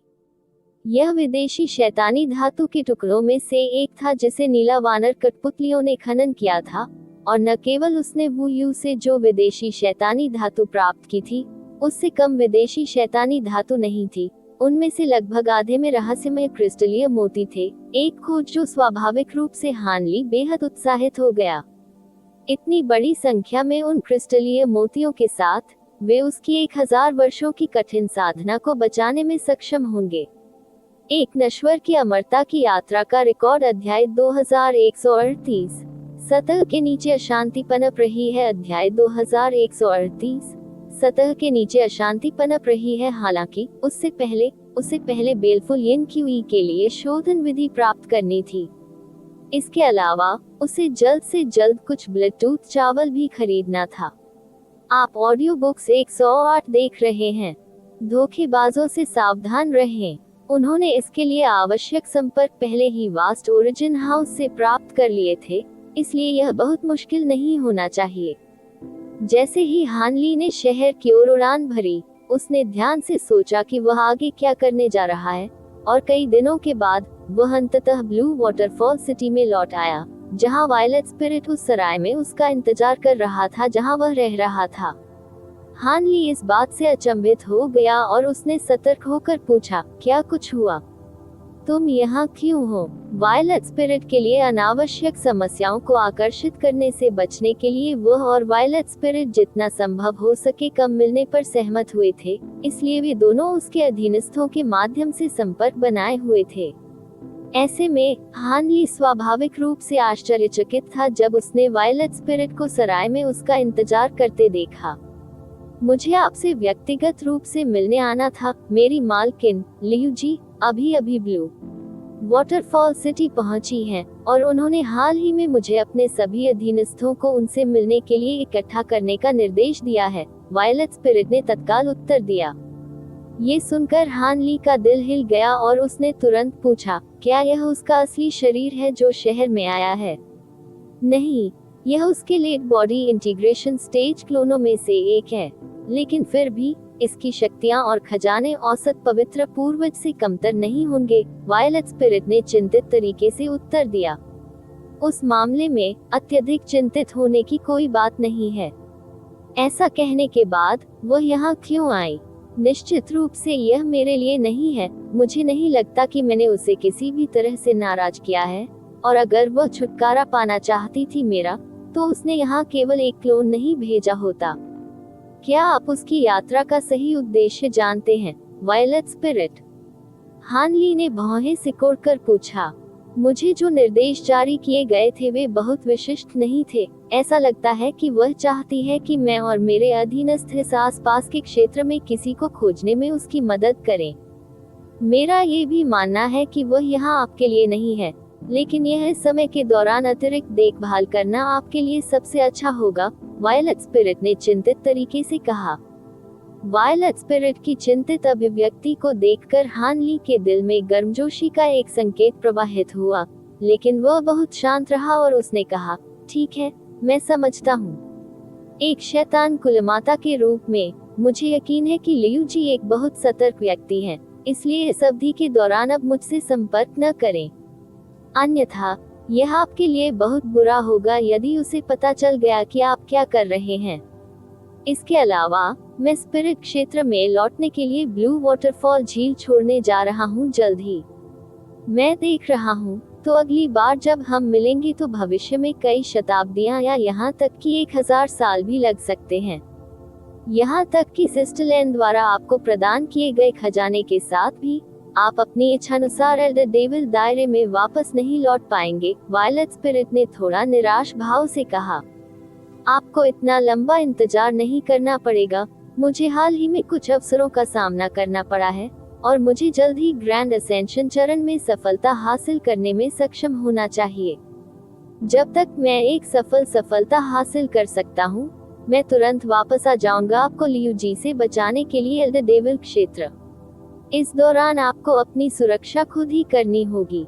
अगर कुछ भी होता है और लियू जी आपको अपने क्लोनों में से एक में परिष्कृत करने की योजना बना रही है, तो वास्ट ओरिजिन हाउस को सूचित करें ताकि वे मुझे संदेश भेज सके और मैं तुरंत आपके लिए एल्डर डेविल दायरे में लौट आऊंगा। हानली ने बिना कसम खाए कोई झिझक। ये सुनकर वायलेट स्पिरिट की आंखों में एक सौम्य भाव दिखाई दिया और उसने कहा, मैं आपके वादे के लिए सदैव आभारी हूँ, भाई हान।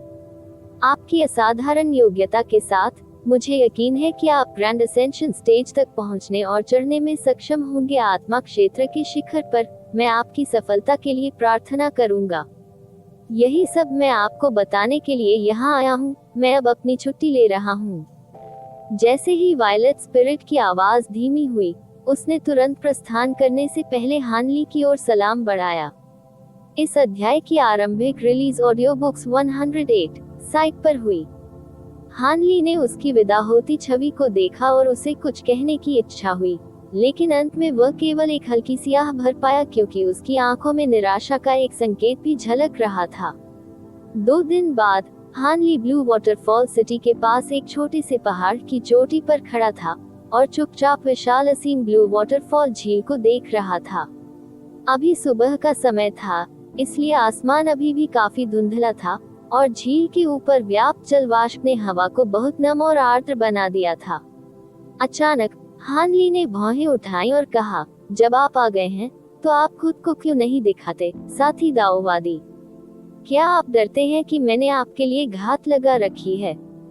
स्थानिक उतार चढ़ाव ऊपर उभर आया और शंक्वाकार बांस की टोपी पहने एक भूरे रंग का वस्त्रधारी व्यक्ति उत्तर देने से पहले प्रकट हुआ। हे, ये काफी महत्वपूर्ण बात है, इसलिए सावधान रहने में निश्चित रूप से कोई नुकसान नहीं होगा।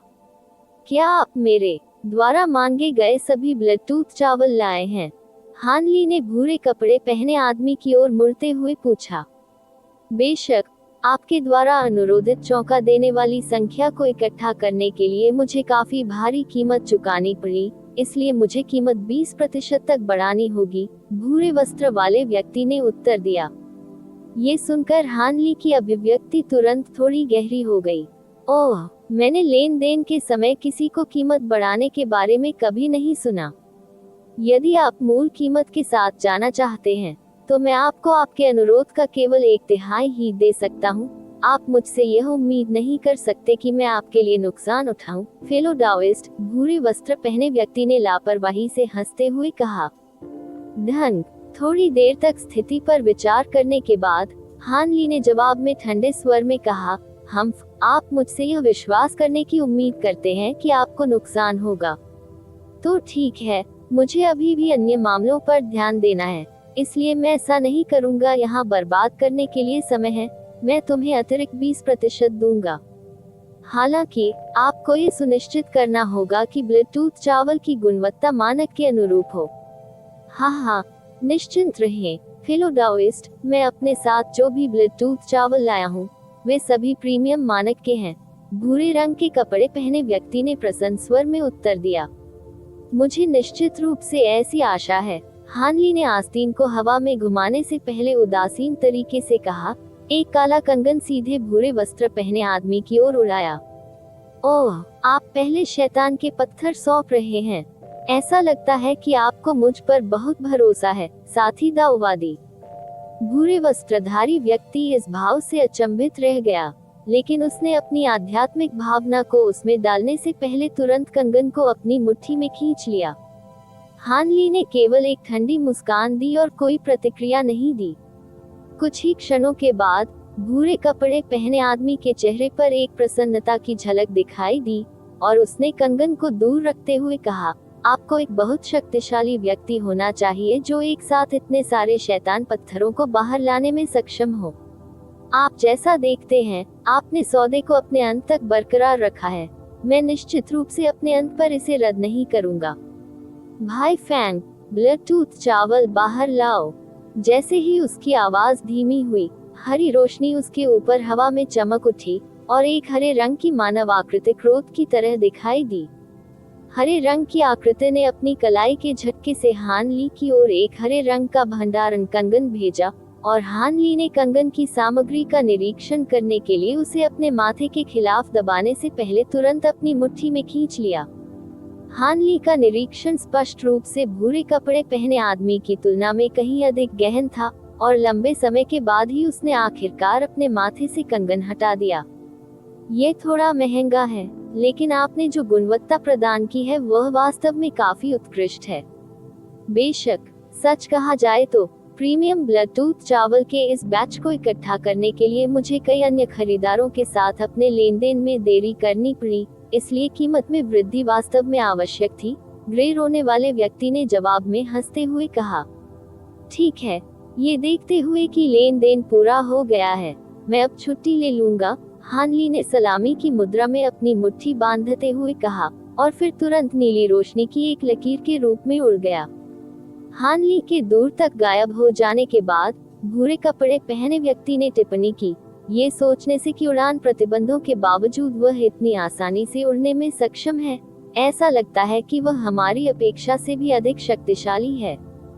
ये देखते हुए कि हम उसे लक्षित नहीं कर सके, तो स्वाभाविक रूप से हम इसे एक सामान्य लेनदेन के रूप में मानेंगे। ऐसा कहने के बाद हाल के सभी खरीदार बहुत शक्तिशाली प्रतीत होते हैं, इसलिए हमें कई उपयुक्त लक्ष्य नहीं मिले हैं, हरी आकृति ने ठंडे स्वर में उत्तर दिया। यहाँ तक कि पवित्र पूर्वज भी उन प्रमुख शक्तियों को पार नहीं करना चाहेंगे। एकमात्र लक्ष्य जिनका हम शिकार कर सकते हैं वे छोटी शक्तियाँ या अज्ञात आवारा कृषक हैं। न केवल यह आदमी बहुत शक्तिशाली है, वह थोक में विदेशी शैतानी धातु खरीद रहा है जैसे ही वह शहर में आया, बहुत ही स्पष्ट तरीके से, इसलिए वह किसी प्रमुख शक्ति से होने की संभावना है और किसी के साथ खिलवाड़ नहीं किया जाना चाहिए। ये पहले से ही बहुत भाग्यशाली है कि हम उससे 20% अतिरिक्त प्राप्त करने में सक्षम थे। भूरे कपड़े पहने आदमी हंसा। हरे रंग की आकृति ने एक बार अंतरिक्ष में गायब होने से पहले उत्तर दिया, उसकी उत्पत्ति इतनी रहस्यमय है कि हम कम समय में पता नहीं लगा सकते हैं और मालकिन लैनपू ने हमें पहले ही शहर लौटने के लिए बुलाया है, इसलिए अनावश्यक परेशानी से बचना सबसे अच्छा होगा। फिर से हरी रोशनी की चमक के बीच भूरे रंग का लबादा पहने वह व्यक्ति थोड़ी देर तक रुका रहा और उसकी आंखें थोड़ी सिकुड़ गईं और उसने खुद से कहा, मुझे लगता है कि अगर हमने उस आदमी को निशाना बनाने की कोशिश की होती तो हमें निर्णय पर पछताना पड़ता। एक नश्वर की अमरता की यात्रा का रिकॉर्ड अध्याय 2139। 6 चरम सीमाएं एजो लाइटनिंग फॉर्मेशन अध्याय 2139। 6 चरम सीमाएं एजो लाइटनिंग फॉर्मेशन। उसके बाद भूरे कपड़े पहने आदमी ने भी हवा में अपनी आस्तीन घुमाए और भूरे प्रकाश की चमक के बीच गायब हो गया। आप ऑडियो बुक्स 108 देख रहे हैं। धोखेबाजों से सावधान रहें। 2 दिन बाद हान ली जानवरों द्वारा खींची गई गाड़ी पर ब्लू वाटरफॉल सिटी से बाहर निकला और फिर से वास्ट ओरिजिन हाउस की ओर चला गया। वास्ट ओरिजिन हाउस में हान ली का एक बार फिर लेन यंग द्वारा स्वागत किया गया और हान ली एक रहस्यमय मुस्कान के साथ उभरने और शहर लौटने से पहले वे कई घंटों तक एक गुप्त कक्ष में रहे। इस अवसर पर हान ली कई दिनों तक सराय के अपने कमरे में बिना बाहर पैर रखे रुके रहे।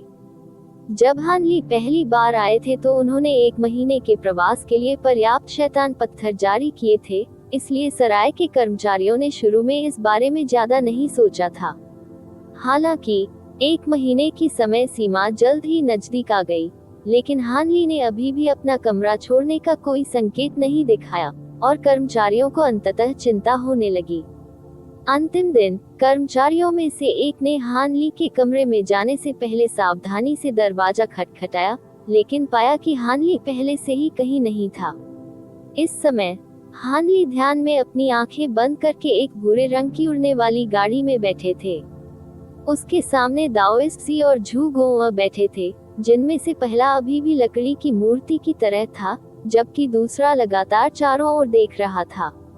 द्वीप से प्रस्थान करने के बाद हान ली उस स्थान पर लौट आए जिस पर वे पहले सहमत हुए थे, और तीनों तुरंत चले गए थे। कई दिनों तक उड़ान भरने के बाद वे पहले ही ब्लू वाटरफॉल झील क्षेत्र से बाहर निकल चुके थे, और यह हान ली के लिए काफी राहत की बात थी। पुरस्कारों की इतनी प्रचुर मात्रा प्राप्त करने के बाद वह स्वाभाविक रूप से एल्डर डेविल क्षेत्र को छोड़कर आत्मा क्षेत्र में लौटने की योजना बना रहा था।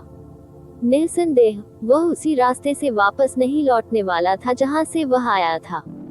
इसके बजाय वह एक और शैतानी नोट के माध्यम से आत्मा क्षेत्र में लौटने की योजना बना रहा था, जिसे लॉन्ग फैमिली के कुलपति ने पहले ही देख लिया था।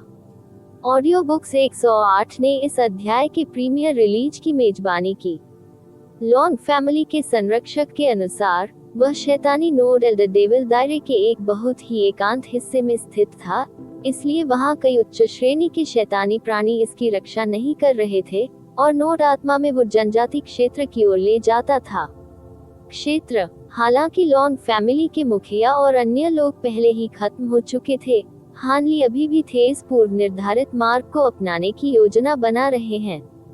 आखिरकार उसे कोई अंदाजा नहीं था कि अन्य नोड्स कहां ले गए, और यदि वह आत्मा क्षेत्र में किसी अन्य महाद्वीप पर पहुंच गया तो उसे मानव जाति में लौटने में सदियां लग सकती हैं। वायलेट स्पिरिट का विचार अचानक हान ली के दिमाग में आया और उसका दिल एक बार फिर से जोर जोर से धड़कने लगा। उसके लिए उसके प्रति कोई भावना न रखना स्वाभाविक रूप से असंभव था, और लंबे समय से प्रतीक्षित पुनर्मिलन के तुरंत बाद उसे इस खतरनाक क्षेत्र में छोड़ने के लिए उसे बहुत दुख हुआ।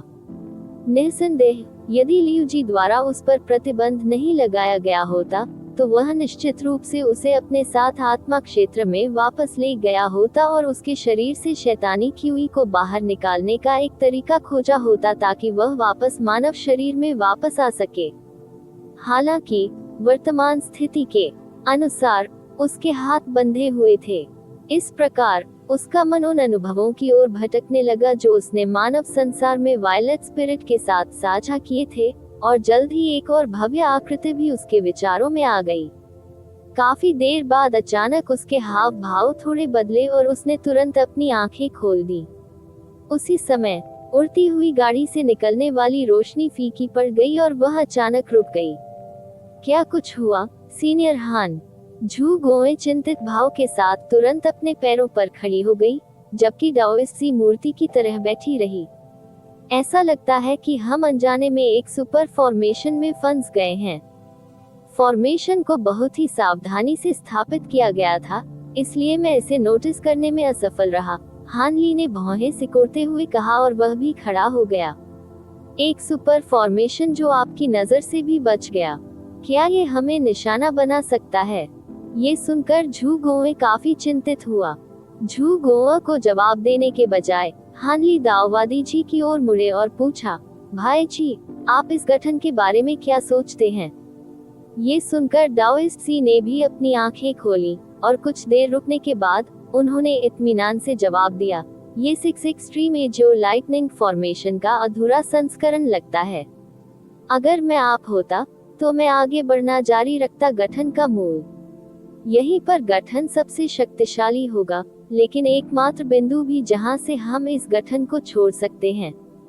उसके बाद दाओइस्ट सी फिर से चुप हो गया। 6 एक्सट्रीम एजोर लाइटनिंग फॉर्मेशन, मैंने इस तरह के फॉर्मेशन के बारे में कभी नहीं सुना है। लेकिन मुझे यकीन है कि आप इसे गलत तरीके से नहीं पहचानेंगे। चलिए फिर आगे बढ़ते हैं। भले ही यह फॉर्मेशन हमें निशाना बनाने के लिए बनाया गया हो, लेकिन केवल एक ही है हमारे लिए इससे बाहर निकलने का रास्ता। हान ली ने एक संक्षिप्त विराम के बाद फैसला किया। उसके बाद उसने धीरे से उड़ती हुई गाड़ी पर एक पैर मारा और तुरंत उसके चारों ओर एक भूरे रंग का प्रकाश अवरोधक दिखाई दिया। उसके बाद ये फिर से हवा में उड़ने लगा, लेकिन इस अवसर पर ये पहले की तुलना में दोगुने से भी अधिक तेजी से यात्रा कर रहा था। झू गोआ ने बड़ी बड़ी आंखों से चारों ओर देखा, संरचना के किसी भी निशान को इकट्ठा करने की कोशिश की, लेकिन कुछ भी पता लगाने में असमर्थ रहा। हान ली ने कहा, देखने की जहमत मत उठाए। ऐसा कोई तरीका नहीं है जिससे आप अपने वर्तमान खेती आधार के साथ गठन का पता लगा पाएंगे। इसके तुरंत बाद उसने गाड़ी से उड़ती हुई एक सुनहरी तलवार भेजने के लिए आस्तीन को हवा में घुमाया। जैसे ही आगे की जगह सुनहरी तलवार के प्रक्षेपण से फट गई, एक जोरदार धमाका हुआ और उनके चारों ओर अचानक सफेद धुंध का एक असीमित समुद्र दिखाई दिया, जिससे उड़ने वाली गाड़ी की प्रगति काफी धीमी हो गई। झू गो ये देखकर बहुत चिंतित हो गया और हान ली ने समझाया, ये केवल शुरुआत है।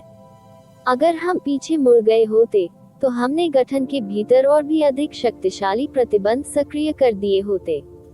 फिर भी इस गठन के भीतर प्रतिबंध जल्द ही हम पर सक्रिय रूप से हमला करना शुरू कर देंगे।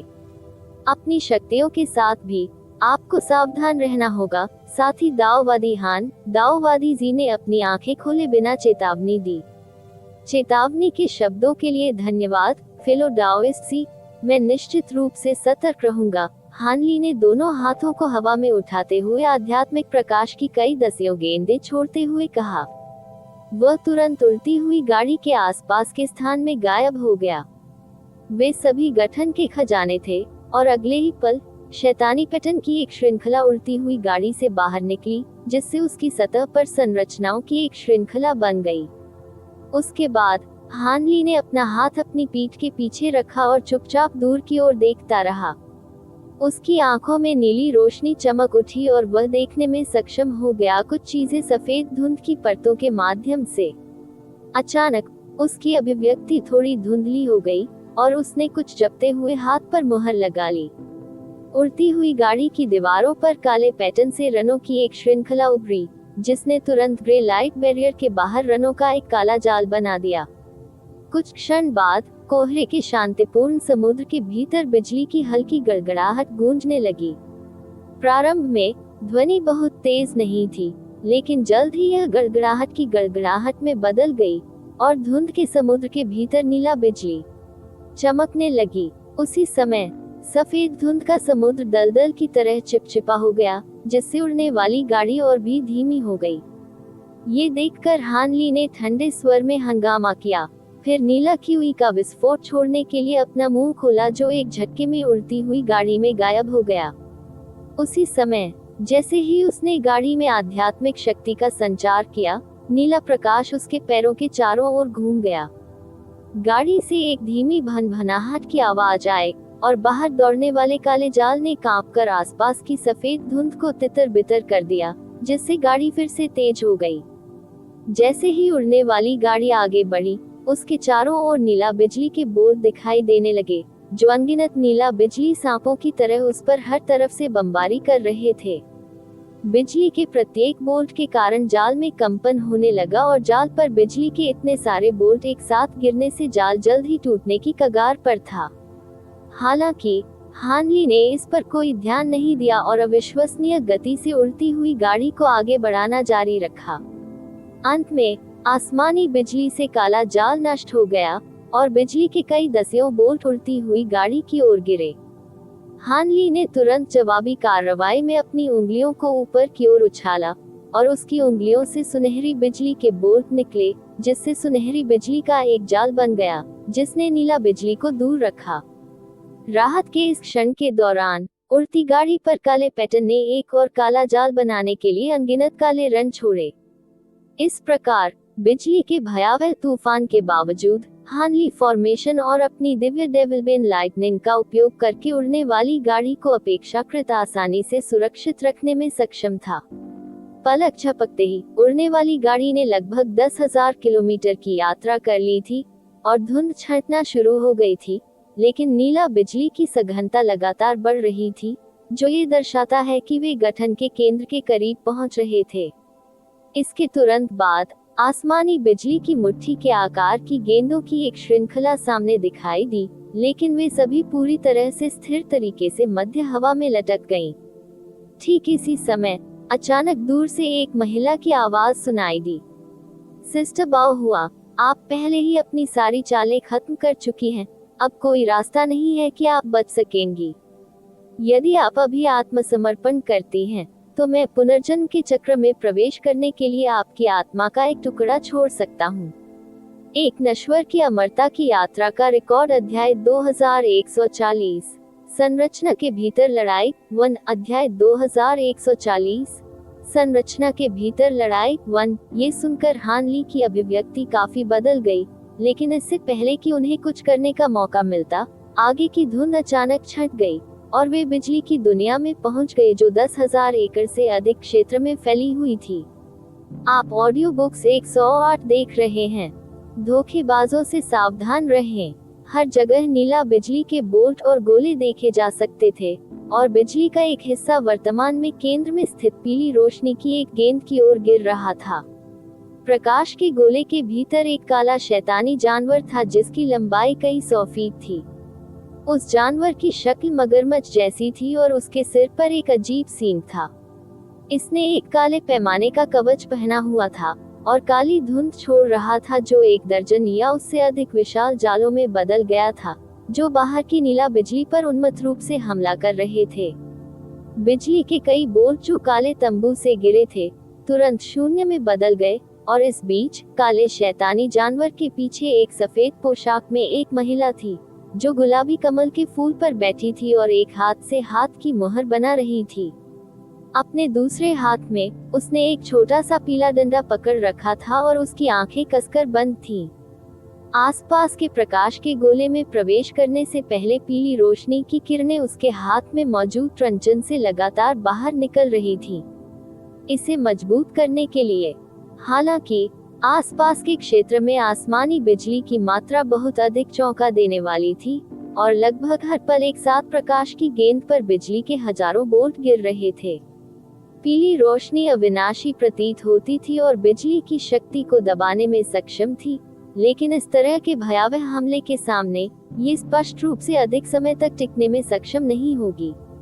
जैसे ही हानली की नजर सफेद कपड़े वाली महिला पर पड़ी, उसकी आंखों की पुतलियां तुरंत सिकुड़ गईं। लेकिन फिर उसकी नजर तुरंत 2 अन्य लोगों पर पड़ी। उनमें से एक नीली पोशाक वाली महिला थी, जबकि दूसरी एक दुबली पतली युवा महिला थी और वे बिजली की इस दुनिया के किनारे पर खड़े थे। पहली एक विशाल नीले कछुए के ऊपर खड़ी थी और उसके सामने 6 नीले झंडे लहरा रहे थे, जबकि दूसरी एक विशाल सुनहरे चक्र पर खड़ी थी, जिसके हाथ में चांदी की बुद्ध की मूर्ति थी। जिसने अभी अभी बात की थी वह कोई और नहीं बल्कि सुनहरे पहिए पर बैठी युवती थी और उन्हें देखते ही हानली की अभिव्यक्ति तुरंत धुंधली हो गई। वह नहीं जानता था कि नीली पोशाक वाली महिला कौन थी, लेकिन वह युवती लियू जी की छवि के समान थी जो वायलेट स्पिरिट ने उसे जेड स्लिप का उपयोग करके प्रदान की थी। भले ही वह केवल अंतिम शारीरिक एकीकरण चरण में थी, वह स्वाभाविक रूप से उसे एक सामान्य अंतिम चरण के शैतानी स्वामी के रूप में मानने की हिम्मत नहीं करेगा। ऑडियो बुक्स 108 ने इस अध्याय के प्रीमियर रिलीज की मेजबानी की। जहां तक नीले वस्त्रधारी महिला का सवाल है, उसकी आध्यात्मिक समझ उसके सटीक साधना आधार का पता लगाने में असमर्थ थी, इसलिए वह स्पष्ट रूप से एक पवित्र पूर्वज थी। ऐसे में दाओइस्ट सी की मदद से भी उसके लिए इस जोड़ी का विरोध करना निश्चित रूप से आसान नहीं होगा।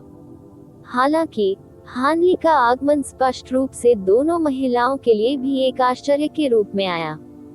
युवती ने भौहें सिकुड़ते हुए हानली की ओर मुड़कर पूछा, यहाँ क्या हो रहा है, सिस्टर लैन? क्या आपने नहीं कहा था कि हम निश्चित रूप से यहाँ 6 एक्सट्रीम एज और लाइटनिंग फॉर्मेशन में बाधित नहीं होंगे? आपके क्लोन क्यों नहीं बने? इन लोगों को रोकें। क्या आपको लगता है कि इतनी बड़ी संरचना स्थापित करना इतना आसान है? मेरे सभी क्लोन संरचना को चालू रखने में व्यस्त हैं। संरचना में अन्यत्र प्रतिबंध स्वाभाविक रूप से यहाँ जितने शक्तिशाली नहीं होंगे, लेकिन सामान्य भी नहीं है। वे उनके बीच से गुजरने में सक्षम होंगे। मुझे ये भी जानने की उत्सुकता है कि वे यहाँ तक कैसे पहुँचने में कामयाब रहे, नीले वस्त्रधारी महिला ने जवाब में ठंडे स्वर में कहा। मूल मुद्दा इस तथ्य में निहित है कि यह 6 एक्सट्रीम एज और लाइटनिंग फॉर्मेशन शुरुआत में अधूरा है। अन्यथा ऐसा कोई रास्ता नहीं था कि हम उनके आगमन से बेखबर होते। ऐसा लगता है कि अब हमें कुछ अतिरिक्त परेशानी से निपटना होगा, युवती ने आह भरी। ये दोनों स्वाभाविक रूप से कोई और नहीं बल्कि पवित्र पूर्वज ल्यांगपो और लियू जी क्लोन थे। आसपास के क्षेत्र में अपने कई अधीनस्थों को तैनात करने के बाद वे अंततः बाओहुआ को ट्रैक करने में कामयाब रहे, फिर इस 6 एक्सट्रीम एज और लाइटनिंग फॉर्मेशन को स्थापित करने में कई दिन बिताए। बाओहुआ के बारे में अपनी समझ के साथ वे उसे उसके छिपने के स्थान से बाहर निकालने और इस सुपर फॉर्मेशन में लुभाने में सक्षम थे। 6 एक्सट्रीम एज और लाइटनिंग फॉर्मेशन न केवल बेहद शक्तिशाली था, इसने सक्रिय होने से पहले वस्तुतः कोई ऊर्जा उतार चढ़ाव नहीं दिया था, इसलिए बाओहुआ की अपार शक्तियों के साथ भी वह पूरी तरह से बेखबर तरीके से इसमें फंस गई थी। यही कारण है कि दोनों ने इस फॉर्मेशन को चुना था, भले ही उन्हें पता था कि यह अधूरा है। उसके बाद बाओहुआ संरचना के मूल को खोजने में सक्षम थी, लेकिन अपनी वर्तमान स्थिति में वह अब अपने गहन स्वर्गीय पुष्प वृक्ष का उपयोग करने में सक्षम नहीं थी। भले ही उसने खुद को बचाने के लिए कई अन्य शक्तिशाली खजानों को बुलाया था, लेकिन वह केवल ल्यांगपो और लियू जी क्लोन के खिलाफ खुद को बचाने में सक्षम थी। हेई को भी गंभीर चोटें आई थी, लेकिन उसे भी युद्ध के लिए मजबूर होना पड़ा था। इस विकट स्थिति में हान ली का समूह भी इस संरचना में लड़खड़ा गया था और बाओहुआ और हेई के समान स्थान पर समाप्त हो गया था। ये सुनकर पवित्र पूर्वज ल्यांगपो ने ठंडी हंसी उड़ाई। केवल लेट बॉडी इंटीग्रेशन स्टेज हमारे लिए क्या परेशानी खड़ी कर सकती है? मैं आसानी से देखभाल कर सकता हूँ। वह कौन है? वह एक जीवित प्राणी नहीं लगता है और उसकी आभा थोड़ी परिचित है। बोलते समय ल्यांगपो की नजर अचानक दाओइस्ट सी पर टिक गई और उसकी आंखों में आश्चर्य की झलक आ गई। क्या आपने भी इसका पता लगा लिया है, सिस्टर लैन? अगर मैं गलत नहीं हूँ, वह साथी दाओवादी शैतानी मूल सागर का पवित्र केकड़ा होना चाहिए, जिसका अर्थ है कि वह साथी दाओवादी हान होना चाहिए जो हाल ही में हमारे पवित्र क्षेत्र में कहर बरपा रहा है, लियू जी ने कहा। ये सुनकर ल्यांगपो की अभिव्यक्ति तुरंत थोड़ी बदल गई। हान ली ने इस बिंदु पर अपने लिए काफी शानदार प्रतिष्ठा बनाई थी, लेकिन वह अभी भी ग्रैंड एसेंशन स्टेज का व्यक्ति नहीं था, इसलिए ल्यांगपो जैसे अनुभवी पवित्र पूर्वजों ने उसके बारे में ज्यादा नहीं सोचा। हालांकि पवित्र केकड़ा एक नकली अमर कठपुतली था जो अनगिनत वर्षों तक शैतानी मूल सागर में रहा था और सभी पवित्र पूर्वज इससे बेहद सावधान थे। यहाँ आप दोनों से मिलना मेरे लिए वास्तव में सम्मान की बात है।